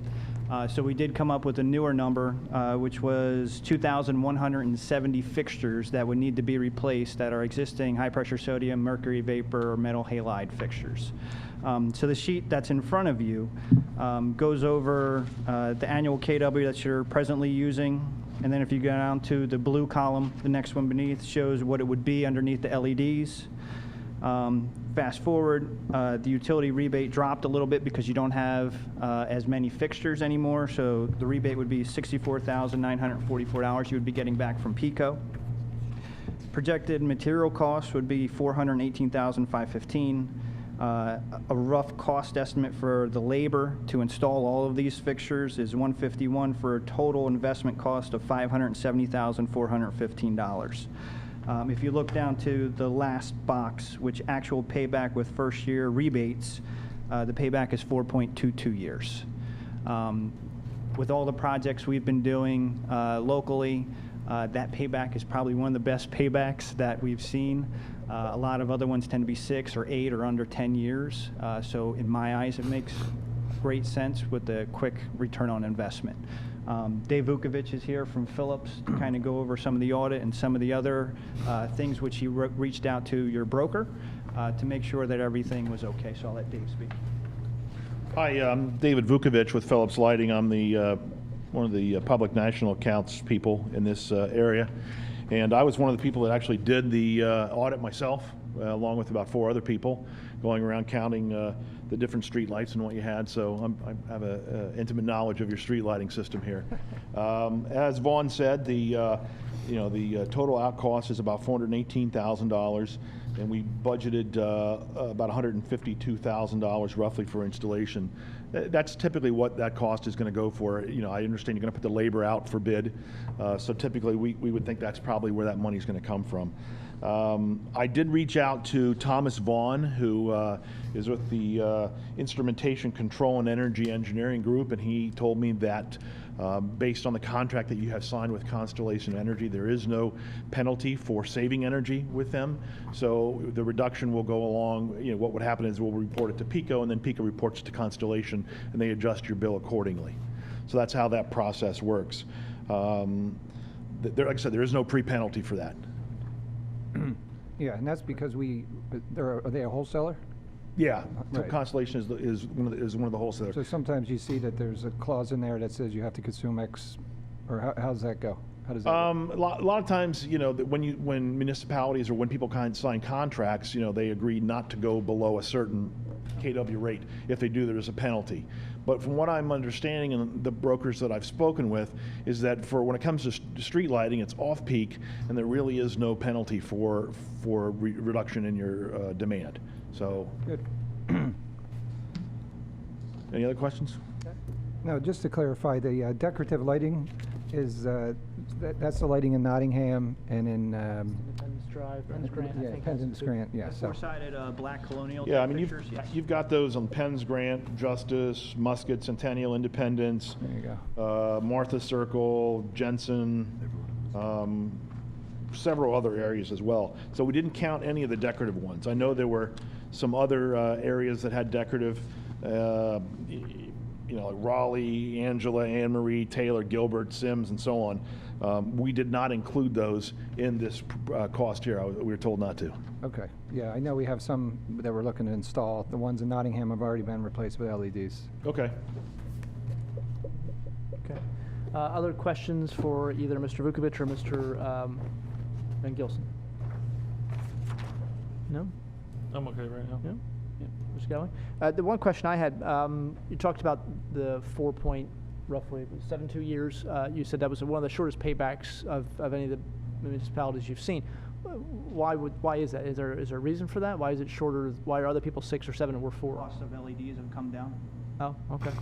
It's the newer LED fixture that I was talking to you guys about. Right. So they're becoming more efficient. Oh, sorry. That's right, sorry. They're becoming more efficient.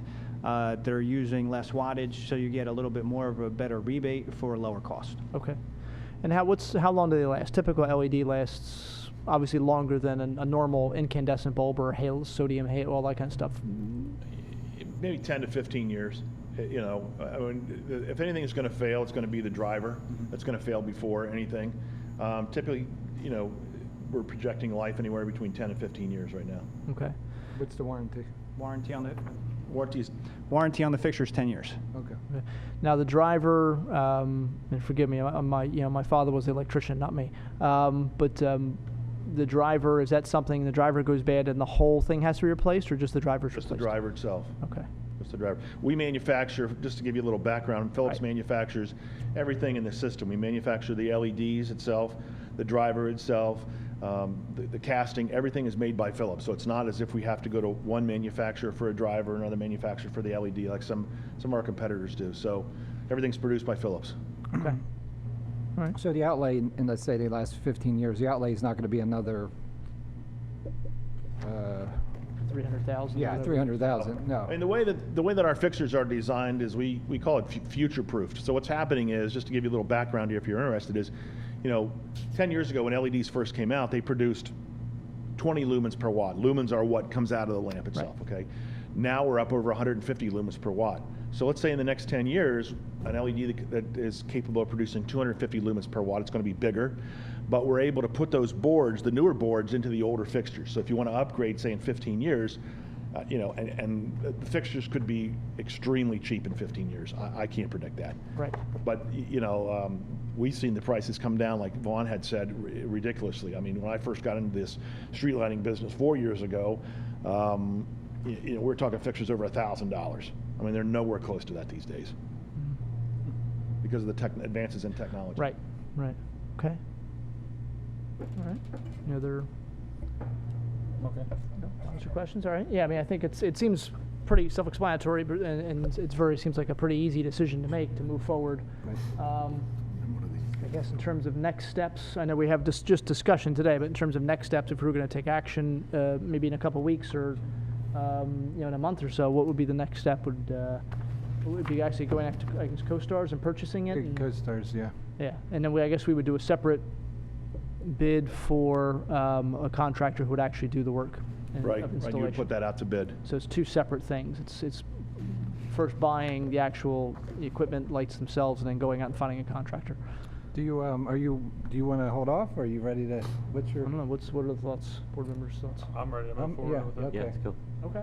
Yeah, and the other number that wasn't communicated was after the 10-year savings is 1.26 million. So that's Yes.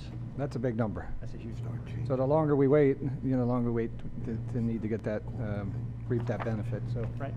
But I mean, I'd be comfortable tonight going if that's the pleasure of the board.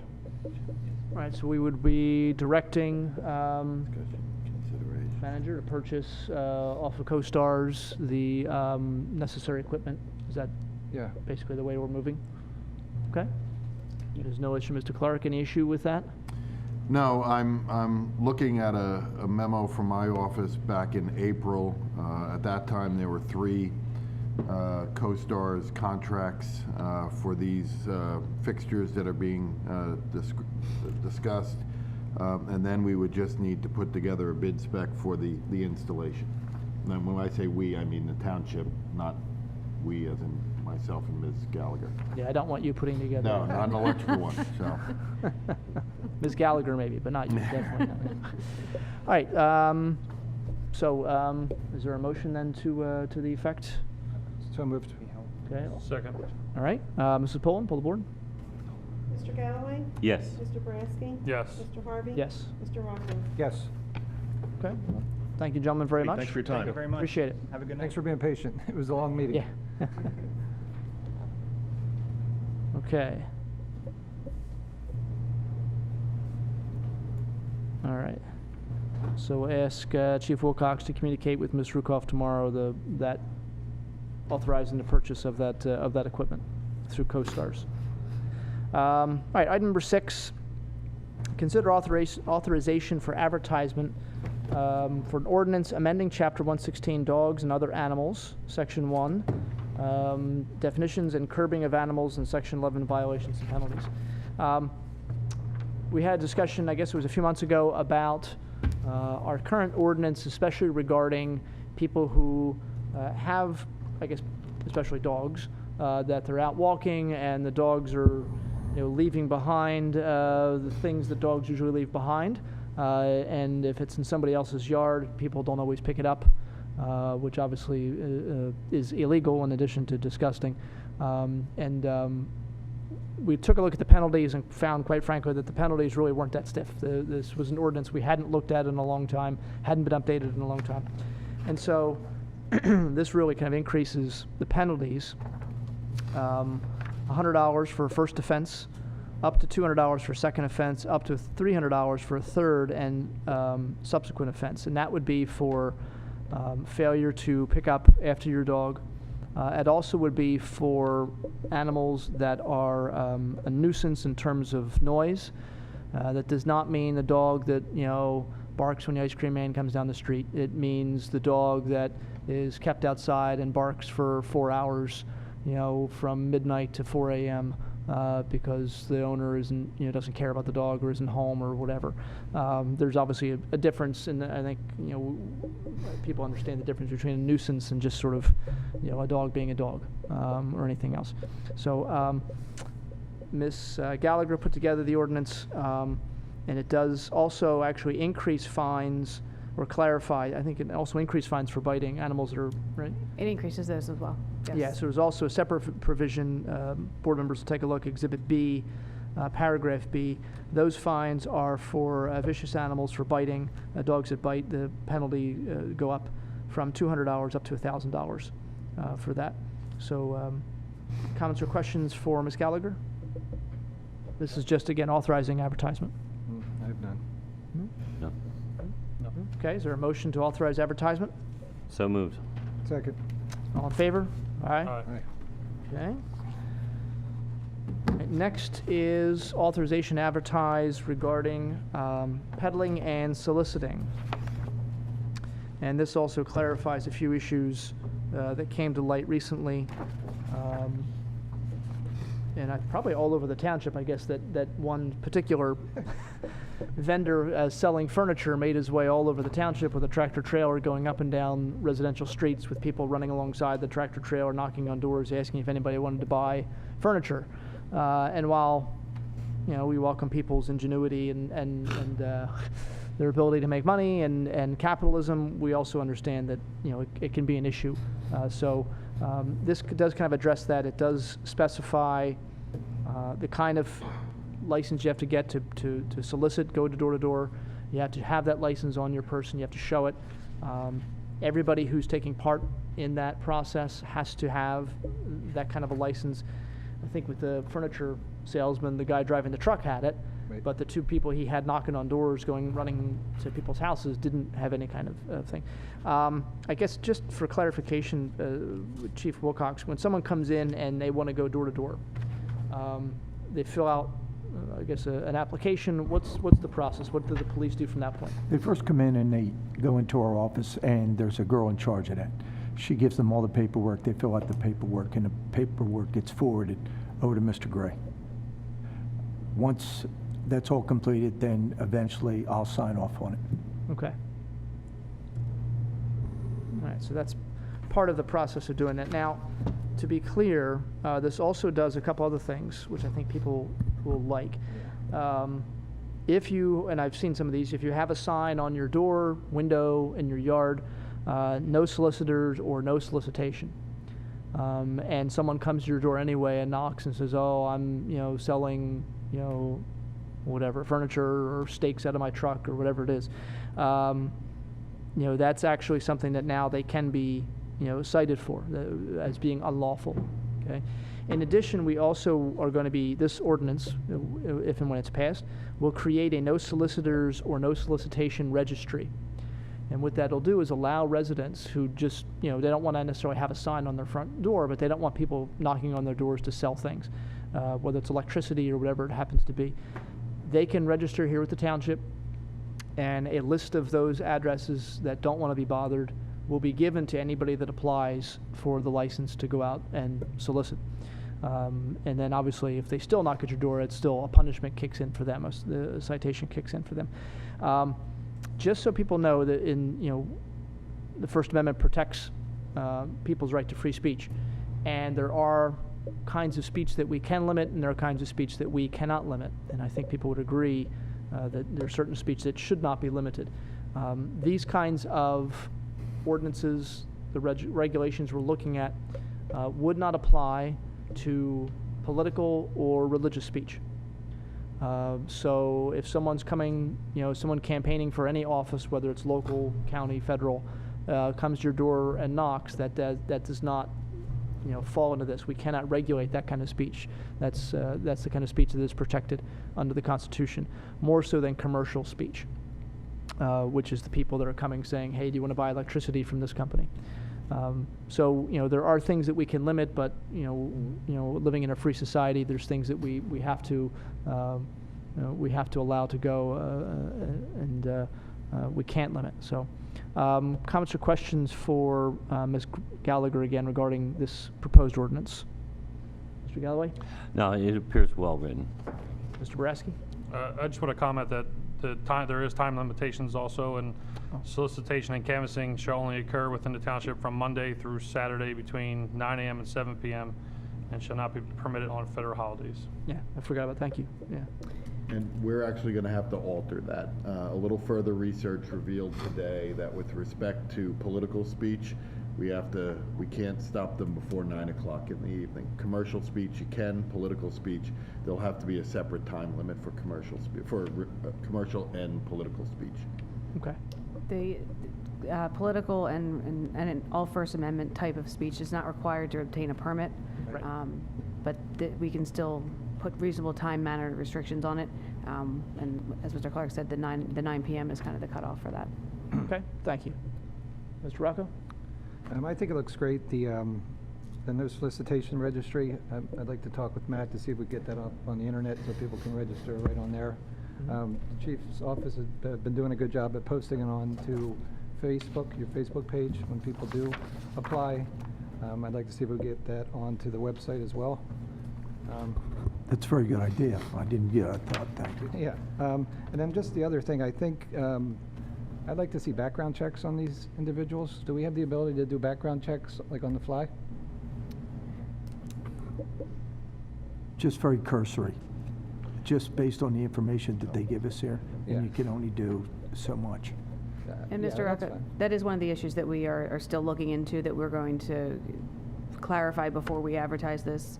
We just weren't able to complete that research on that particular question prior to this evening, so. Okay, yeah, because we asked them if they've ever been convicted, and, It's just a matter of what we're allowed to do with that So if information. they are convicted, or we do a background check, they come back with something, is it then at your discretion, Chief? Well, that's what we're looking at right now, whether or not the township has the authority to prevent someone from engaging in either political speech, religious speech, any First Amendment speech, or a commercial activity, because they may have been convicted of a crime. As you know from a few years ago, when we had a restriction on where convicted sex offenders could live, and the state essentially said we had to repeal that ordinance because the managing of people who had been convicted of a crime was solely within the purview of the state, and we were preempted. We may be running into that issue also of being able to say, because you were convicted of a crime at some point in time, you're not allowed to go door to door to run for Congress or run for Supervisor, or you're not allowed to go door to door to try to sell steak knives. So we're trying to look at that to make sure that we're not going to be preempted by the state. It's a pretty comprehensive ordinance, and we would rather not have to pull things out of it, so we're just going to double check that before we advertise it, and then double back with the board, obviously. Okay, yeah. Is there anything in here that restricts tractor trailer furniture sales? Specifically, no. It does, the ordinance would prohibit the parking of commercial vehicles on residential streets. Parking or stopping? It addresses both. I remember Okay, I think seeing that. I do remember seeing that it does sort of address, Like it talks about out of- parking, but then it also talks about, where is it here? It does talk about stopping and, Yeah. let's see, and that's addressed in section 173-9. Right, J and K, both those sections Right. deal with it. One talks about parking, the other one talks about shall not stop or park such vehicle. Right. So as long as he just keeps driving, I guess, you have to be fast to sort of get the furniture as they're throwing it out the back, I guess, or Right, something. It doesn't right. stop moving. It does allow for the delivery of goods. Sure. Which is Obviously, reasonable, yeah. if the individual can secure the permission of an Acme or a grocery store to park his vehicle there and then go knock door to door with a properly obtained permit, then the ordinance would allow for that. But it would not allow him to sell his wares from the truck as he goes down the street, Thank you. whether it be furniture or some other good. Okay, thank you. That's all I have. Good job. All right. Okay, is there a motion then to authorize advertisement? So moved. Second. All in favor? Aye. All right, next is consider authorization for advertisement for ordinance amending Chapter 168, Park section regarding alcoholic beverages, and Chapter 96, amusement and special events. Ms. Gallagher, you want to give us a breakdown on this? Sure. This ordinance does a few things. The first thing that it would do would permit the sale and distribution and consumption of alcoholic beverages in the township park if a special events permit has been obtained from the township. And what it also does is it's a significant revision to the special events section of the code that clarifies what does qualify as a special event and beefs up the insurance and indemnification requirements for all special events, but also in particular for these events that would involve alcoholic beverages. Obviously, anytime that we're permitting the sale and distribution and consumption of alcoholic beverages on township-owned property, it opens up liability that we would require the applicant to close before we would allow those types of events to happen on township property. It also increases the permit fees that are associated with those types of events because of the additional review that's going to have to go into that. It requires the applicants to come in front of the board if their events are going to involve alcoholic beverages, and it will require additional police presence at the actual event. It imposes penalties if there is a failure to clean up after such events, and it also exempts, again, the First Amendment activity that we discussed with the prior ordinance from certain restrictions that are contained in the ordinance, and it expedites the process to get those permits issued. It's a very comprehensive amendment to the ordinance. Right. And I know one of the issues that I had with it, I was taking a look, and I know I mentioned this to a couple of board members, on page 7, section 96.5, talks about when alcoholic beverages at special events can be sold, distributed, consumed, and it gives a date. It gives a time of 12 a.m. Midnight, essentially, as an ending date, no later than 12 a.m. Correct. I would like to see that more like 11. And don't the, know the if- midnight time comes from the Liquor Control Board's rules and regulations. That's the maximum the township can do. You can certainly restrict that a little further if you'd like to. Okay. All right. I would like to see it 11. I don't know how other board members feel. Yeah. If that makes sense, just to change it now. Yes. That works for me. I guess the only question I have is, for special events, the park stays open? It can. Right. I mean, obviously, when we have the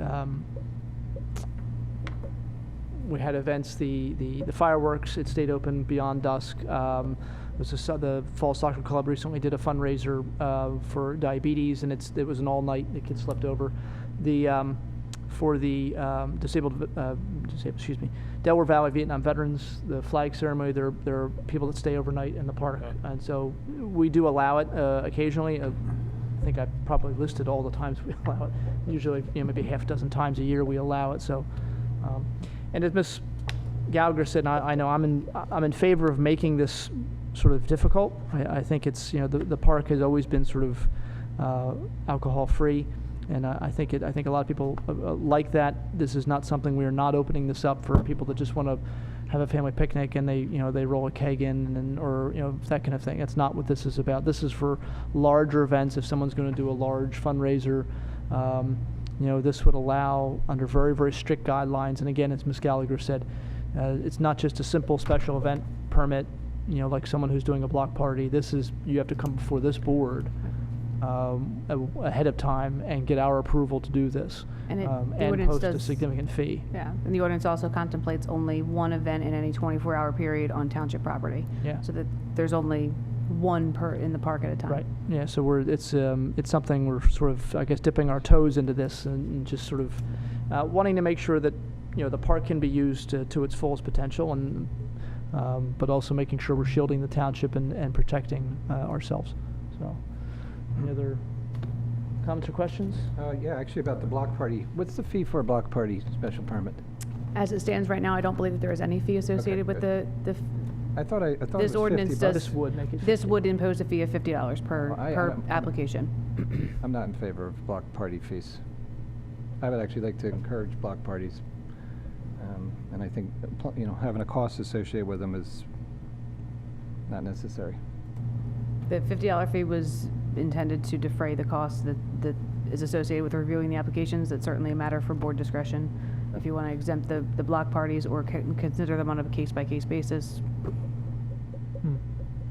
Yeah, I'm not sure. I mean, I agree with you. I mean, I think block parties are fantastic, but at the same time, we do have work that goes into sort of reviewing everything and communicating with whether it's police or fire, making sure people know, hey, you can't go down this street between these times at such and such a day because of a block party. But I don't know if how would other board members feel about that.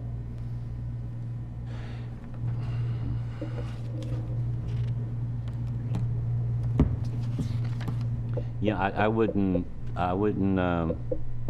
disagree with Mr. Rocco. I agree with Mr. Rocco, put it that way. It just the idea that it's a community event and it just adds to the culture and it's something we want to encourage. Yeah. Yeah, I'm okay with that. That's fine. That's fine. So we can take that part out. We'll change it to 11 p.m. Correct. And we'll take For, the that's $50 just for the alcohol. It's just for the thing about the park, not the block party is there's no limit in terms of time for that. So. Yeah, and I guess the last thing was the $5,000 fee. That's just a fee that doesn't include any costs associated with any facilities, Parks and Rec. That's just a straight fee, right? That's just the application fee. If there are significant costs that are associated with police presence above and beyond the $5,000, and that would be an additional fee that the applicant would be required to pay. Okay. But the $5,000 was intended to cover the professional fees, the township staff, and it would likely cover the Park and Rec fees, but just not the police presence fees. Okay. Yeah, to me, it seems a little high. I worry a little bit that it would encourage a bigger event, maybe a big event. Because, I mean, if you start doing, you start calculating what your break even is or whatever the charity event is, $5,000 fee, and then all the costs associated on top of that, probably an easy $5,000 or $10,000 into it before you before you have anything, or you have the event. It's not a point I'd thought of. It's a good point. I mean, I like the idea of the fee being high. Right. Yeah, and your point where you don't just roll in with a keg and, Right. and hang out with your family and friends. Could we provide some kind of language where if you're like if you're a nonprofit or charitable group? Any applicant is going to have to come in front of the board anyway, and they can certainly request a waiver of any fee or a refund of any fee that has been paid. There's nothing that prevents the board from considering it. 6B, it says that the township manager cannot waive at his discretion any fees when there is That's the the- sale of alcohol. I believe that's the insurance. That's the insurance. I'm sorry, which section are you in? 6B, or a B6, Six. rather, That's I'm the sorry. insurance. That's the insurance. That just refers to And that's a requirement that should not be waived. And then- Insurance for these events that involve alcohol, that should absolutely be required. And then just because I'm involved with the parade, and we don't plan on serving alcohol, this would have nothing to do with the parade as it stands right now, because we're not involved in that. This is That would just be- when that would you're be- doing that and you're doing alcohol, right? Correct. The parade that does not involve alcohol would be a $50 application fee, which again, the applicant can certainly request a waiver. Hey, Brian, you'd be voted off the island if you accidentally voted for this? I would definitely be off the island. With the $5,000 fee, it is put in there to make sure that since these are going to come before you, since they are going to require a significant amount of staff time to review to make sure that everything is in order, that it is not something that just every small event tries to do. We believe that the insurance requirements will discourage the Clark family picnic from trying to submit one of these because the insurance will be so high. Since they do come in front of you, if it is a charitable organization and you want to reduce that fee from $5,000 to $2,500 or to $1,000, you can do that. If it's a larger commercial enterprise that may be doing it, you may not want to reduce it. You may realize that if it's somebody who's going to be making a significant profit off of this, that you're not going to waive it. So we're going to leave that within your discretion. The other thing that Ms. Gallagher said that's very important is the insurance is not waivable. And again, the insurance will be relatively expensive for those who are attempting to do this, which will again discourage the Clark family picnic from asking for this. So. Okay, so I'm okay if it's at our discretion. Any fee is always at the board's discretion. Okay. All right. Any other comments or questions? No. No? Okay. Is there a motion then to authorize advertisement? So moved. Second. All in favor? Aye. Okay. All right. Now we're moving into ordinances that actually have been advertised. Oh, no, I'm sorry. This is another Not one. yet. Sorry. Another one, we're authorizing advertisement.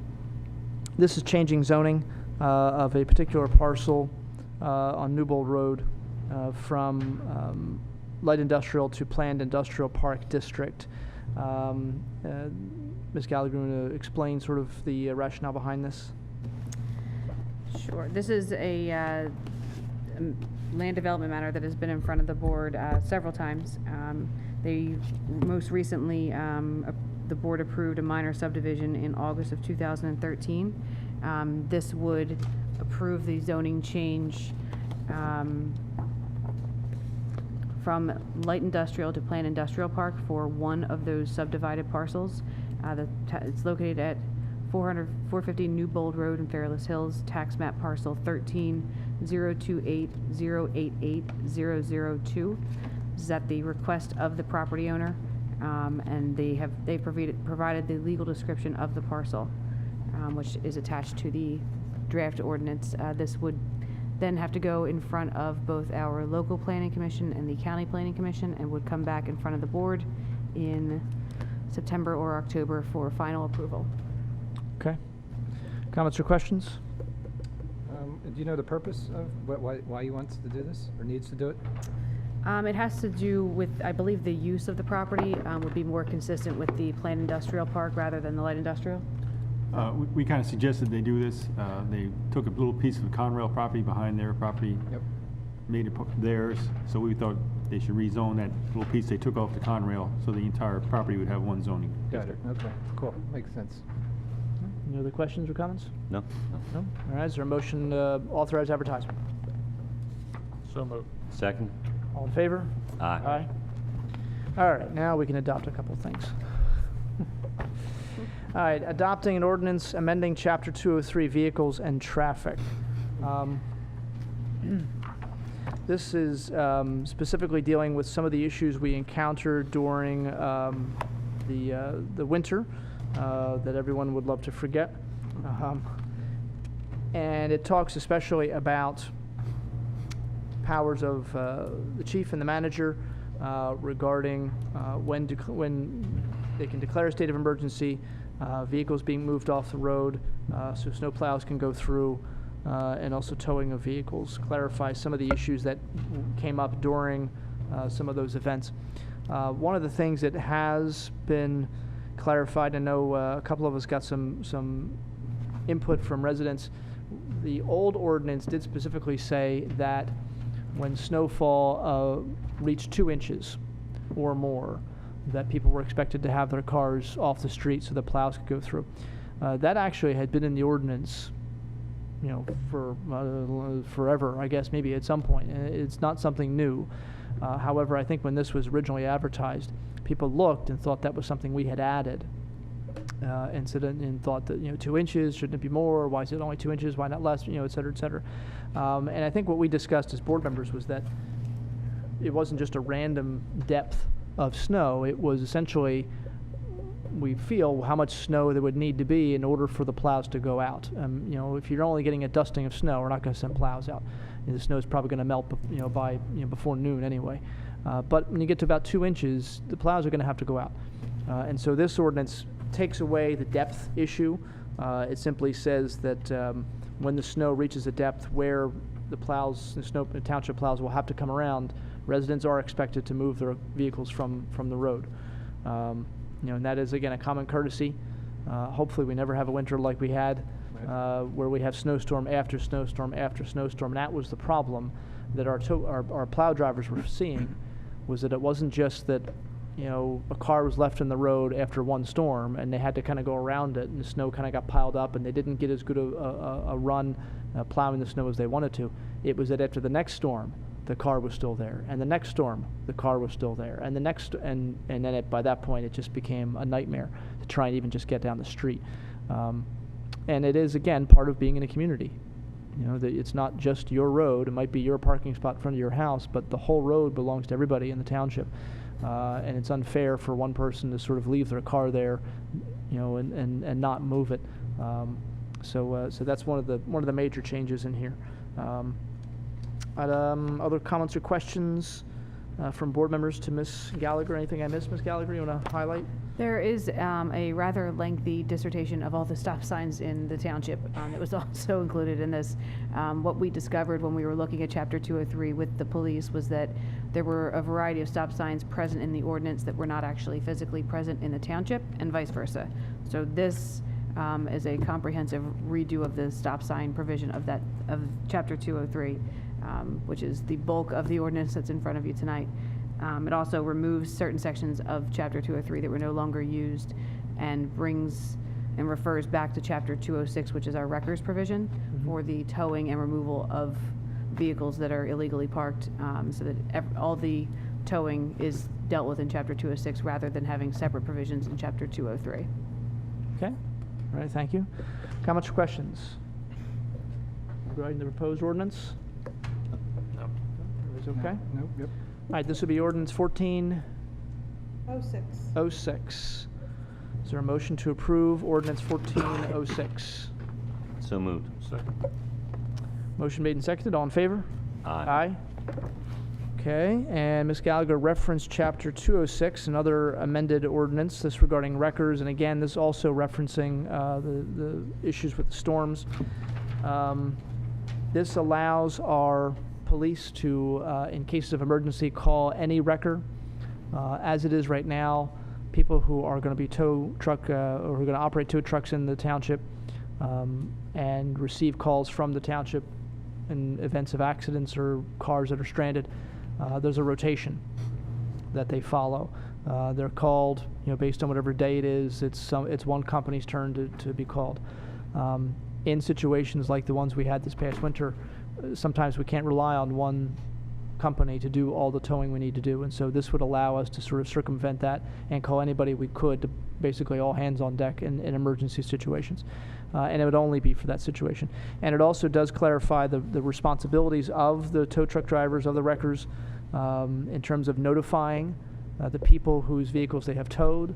That wasn't clear in the old ordinance. It is now, that residents have to be notified by the company that towed their vehicle, that it's been towed, where it is, when they can pick it up, etc. Comments or questions regarding this ordinance change? No. No? Okay, so this will be 1407. Is there a motion to approve ordinance 1407? So moved. Second. All in favor? Aye. Aye. Okay. Item 12, consider agreement of reimbursement between the Township of Falls Authority and Falls Township. This is regarding some of the road work that's being done. And Mr. Sullivan, I know you were involved a little bit in this. What exactly are we being reimbursed for, and what work's being done? Yeah. During the progress of the work on Makefield Road, it was determined that the Township of Falls Authority would like to have a water main extension so they could loop their system and provide better service to the customers. This reimbursement agreement is that the Township of Falls Authority will pay for this work, but we have to exercise a change order, we being the township, have to exercise a change order with our road contractor to get this work done. Okay. So in other words, since our contractor's already working on the road, it doesn't make any sense for TOFA to go through the process of finding a contractor, bidding the process, hiring them to go do it, which would take months. Exactly. When our guys can just do it and TOFA can just pay us for it. And I think they'll be done tomorrow, so. They'll be done tomorrow. It's a good thing. Well, that's good. Comments or questions? How does that get handled, through a change request? We'll have a change order for the board's consideration, I think, at the second meeting in September. And at that point, the contractor will be authorized for payment, and then we'll get reimbursed from TOFA. Okay. Anything else? No? Okay. All right, is there a motion then to approve the agreement of reimbursement between the Township of Falls Authority and the Township of Falls? So moved. Second. All right, all in favor? Aye. All right, minutes for July 15th, 2014. Comments, questions regarding the minutes? None. No, I don't have any either. Okay. Is there a motion then to approve the minutes as presented for July 15th, 2014? So moved. Second. All in favor? Aye. Abstain. Abstain. Okay. Engineers report, Mr. Sullivan? I guess if I could just say I'm abstaining because I wasn't at the meeting. Right, I'm sorry. I meant to point that out. Yes, I apologize. Mr. Rocco missed that meeting, so yeah. Thank you, Mr. Harvey.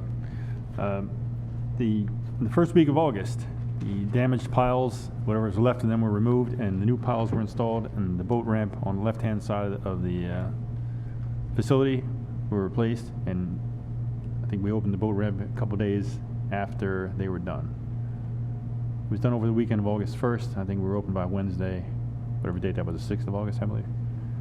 The only thing left to do on there is to put the pile cap solar lights on, which for some reason has been difficult to locate. But we think we have a line on them now, and they'll be installed very soon. The cleats for that side of the boat ramp disappeared over the wintertime, so we had to reorder some new ones. They should be in place by the end of this week. The 2013 road program, 5 of the roads are complete. They are Valley Road, Kirby Drive, Hedgerow Drive, Floral Drive, and Peaceful Drive. As I said, all the work on those particular streets are done. Walton Drive has been base paved, sidewalks and aprons are complete, and the landscaping between the sidewalk and the curb is scheduled for the next week or so. Fletcher Drive has also been base paved, and the sidewalks and apron work should be done within the next week. Rice Drive has been base paved, sidewalks and apron work is underway, approximately 30% complete, so that'll be going on for the next 2 or 3 weeks. Bernard Drive storm sewer, and utility work is underway. Half of that road should be paved by Labor Day, which will be, I guess, the end of next week. And the rest of that work will be ongoing after, for about 2 weeks after Labor Day. If all goes well, I think I said this last time, all goes well, we should be done about the middle of September for all this work. And as I said, the water main work will be complete on Makefield Road probably tomorrow, and then the storm sewer work that has been waiting for that work to be complete will be finished probably by the end of next week. Okay. All right, comments or questions for Mr. Sullivan? No. No. I don't have any either. Mr. Rocco? No? Yeah, it's not on here, but there was a sign up that said Wawa is moving into the old Acme building. Have we heard from them? We know? I received a preliminary traffic impact study for that particular project 2 weeks ago or so. Okay. So it seems that may be moving forward. When will that get added to your list? As soon as they actually submit something, Okay. and then we'll. Upon submission, got it. Which they have. All right, good, thank you. Oh, I'm sorry. Apparently they've submitted that today, but I don't have it yet. So. There's a zoning application submitted today. Okay, well, Okay. I wouldn't be involved in zoning application. I will only see it as soon as it becomes a land development. And I'm guessing that's a super Wawa, right? That's all they build nowadays? Yeah. Okay. That's all I had, thank you. All right. Anything else? Nope. All right, if not, is there a motion to approve, or accept the engineer's report dated August 15th, 2014? So moved. Second. All in favor? Aye. Okay, bill list, bills this month in the amount of $3,137,738.72. Of that, 3.1 million, about 1.4 million is payroll. Another $260,000 is health insurance. Another $650,000 is the road program.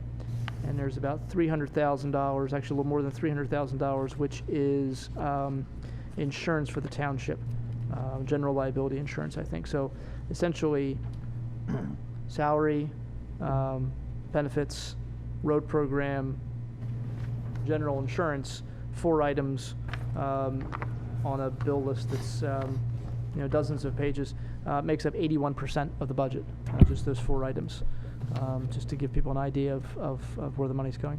Comments or questions regarding the bill list? None. No? Okay, if not, is there a motion to pay the bills, $3,137,738.72? So moved. Second. Mrs. Pullen? Mr. Galloway? Yes. Mr. Brasky? Yes. Mr. Harvey? Yes. Mr. Rocco? Yes. Okay, I don't think we have any need for an executive session. I know there are a couple issues under, I guess, manager solicitor comments that I'm not sure who's going to be taking those.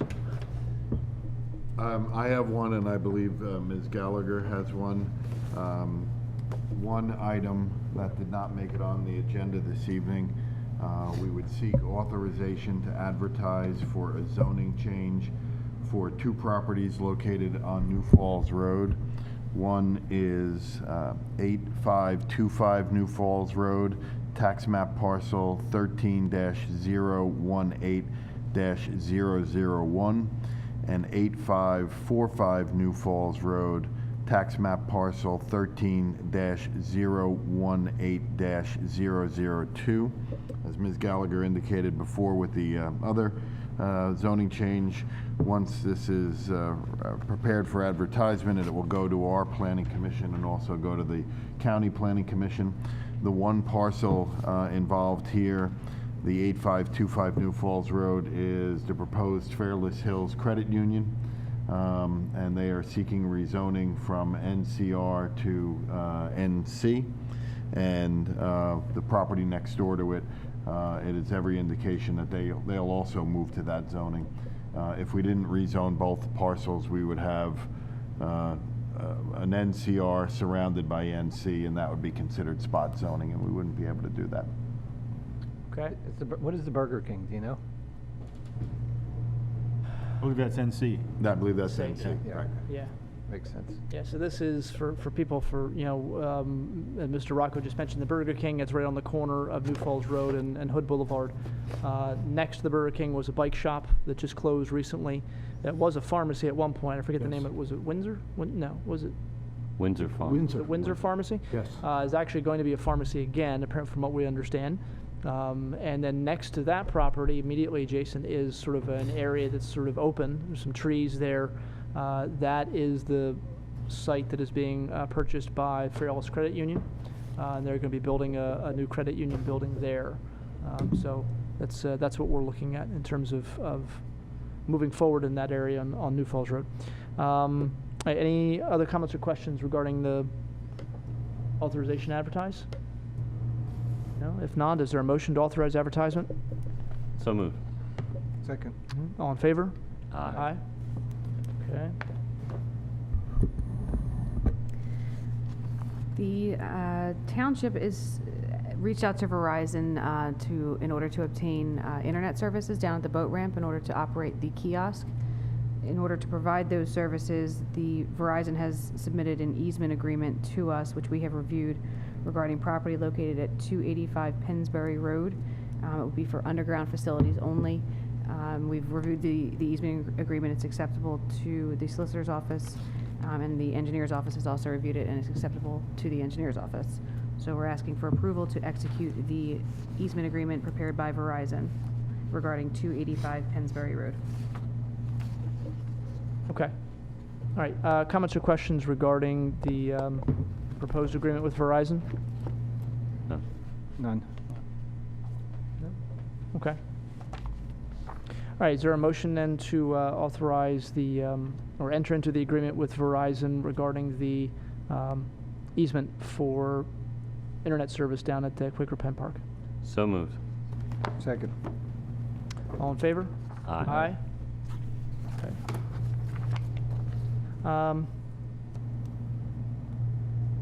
Just making a note to myself, something I forgot to mention. All right, so we have a couple other things listed here. One is an escrow release, number 5 for Mercer Court, in the amount of $89,082.45. Mercer Court is again the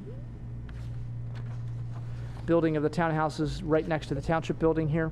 And Mr. Sullivan is certifying that a lot of this work has been done. That is correct. Based on recent site inspection, the work has been done that they've asked to have released at this time.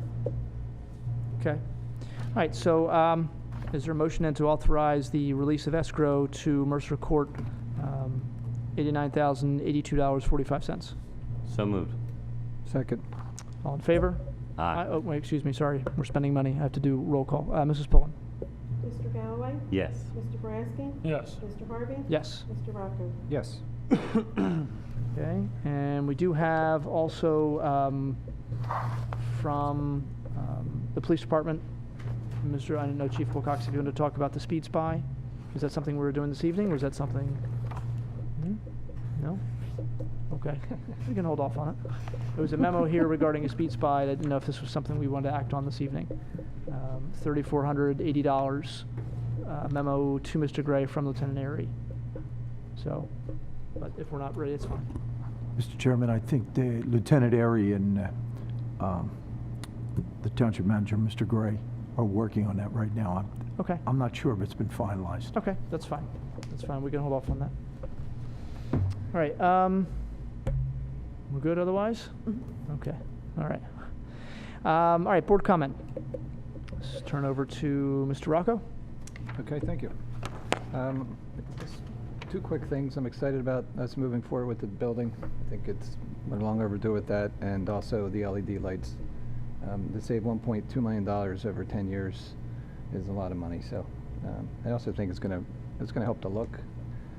It's funny when you're driving around Falls Township, you hit Bristol Township. It's a whole different look. It actually, they got one on us, I think. So that's it. It was a good meeting. Thank you. Okay, thank you. Mr. Boraski.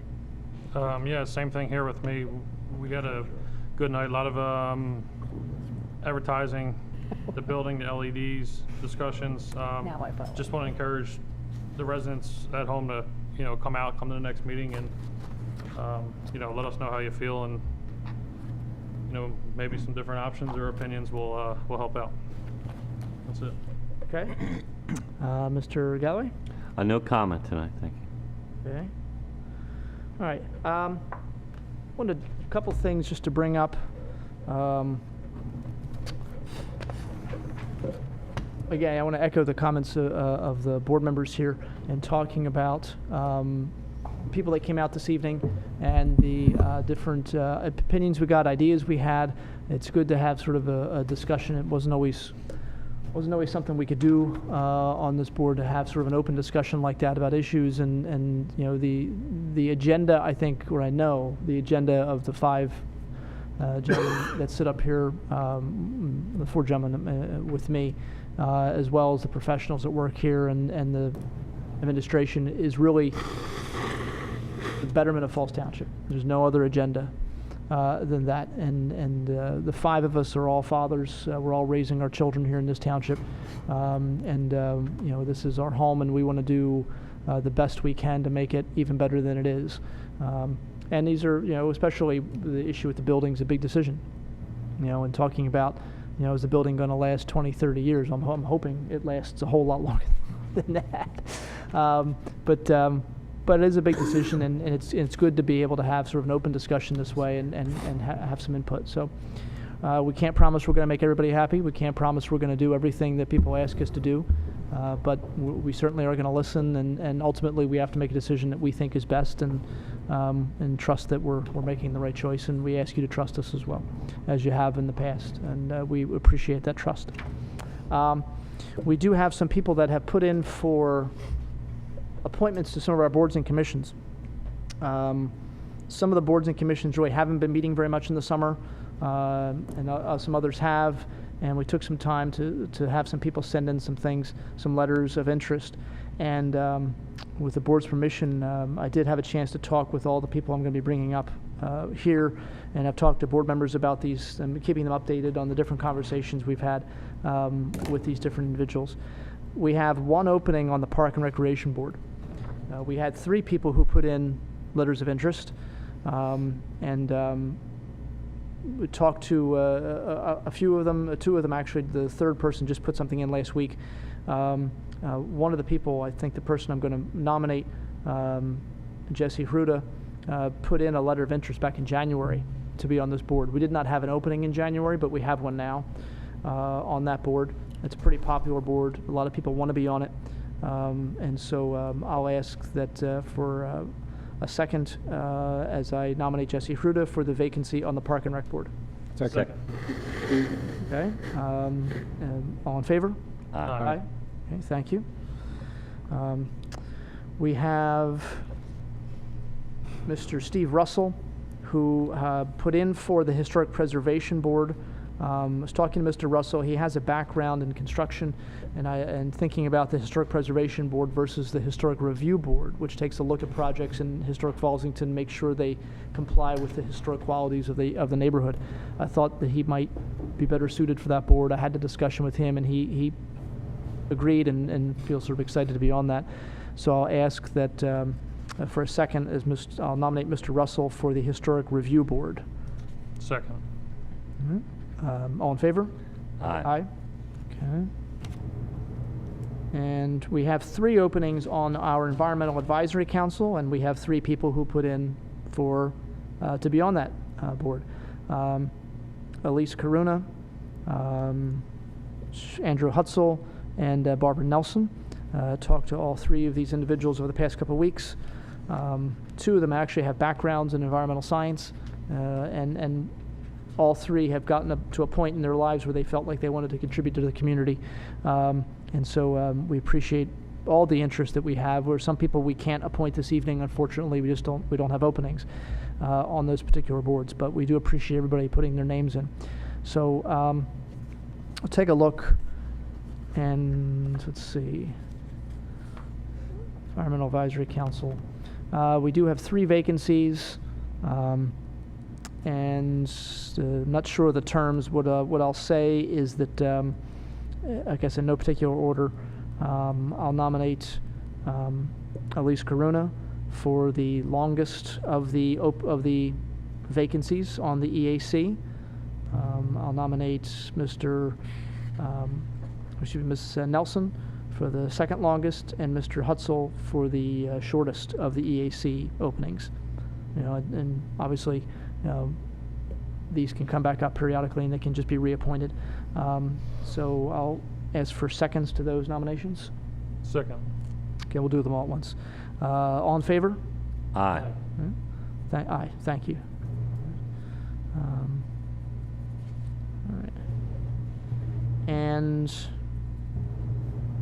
a couple things for the solicitor. I had a conversation last night with an individual who knows something about the famous Falls-Tullytown border dispute, and has informed me that in taking a look at the new border, Waste Management has determined that the border falls 51-49 Falls Township's favor. That essentially, I think we're $27,000 a year we should be getting, which does help explain why Tullytown hasn't been returning your call or Mr. or Mr. Sullivan's calls for the past few months. But let's reach out to Tullytown and make sure that they're ready to sign off on that, as we've already done, I think. Yep. So. Will do. Okay. And the board did have an executive session earlier this month to discuss a few issues. Mr. Clark, can we have a summary on that? Thank you, Mr. Chairman. I neglected to mention that at the beginning of the meeting. On August 4th of this year, the board held an executive session to discuss personnel matters, a matter of litigation, and matters of potential litigation. Okay. All right, thank you. I think that's it. It's been a busy meeting. Appreciate everybody's time and efforts. I guess I'll close out and entertain a motion to adjourn. So move. Second. All in favor? Aye. Aye. Thank you.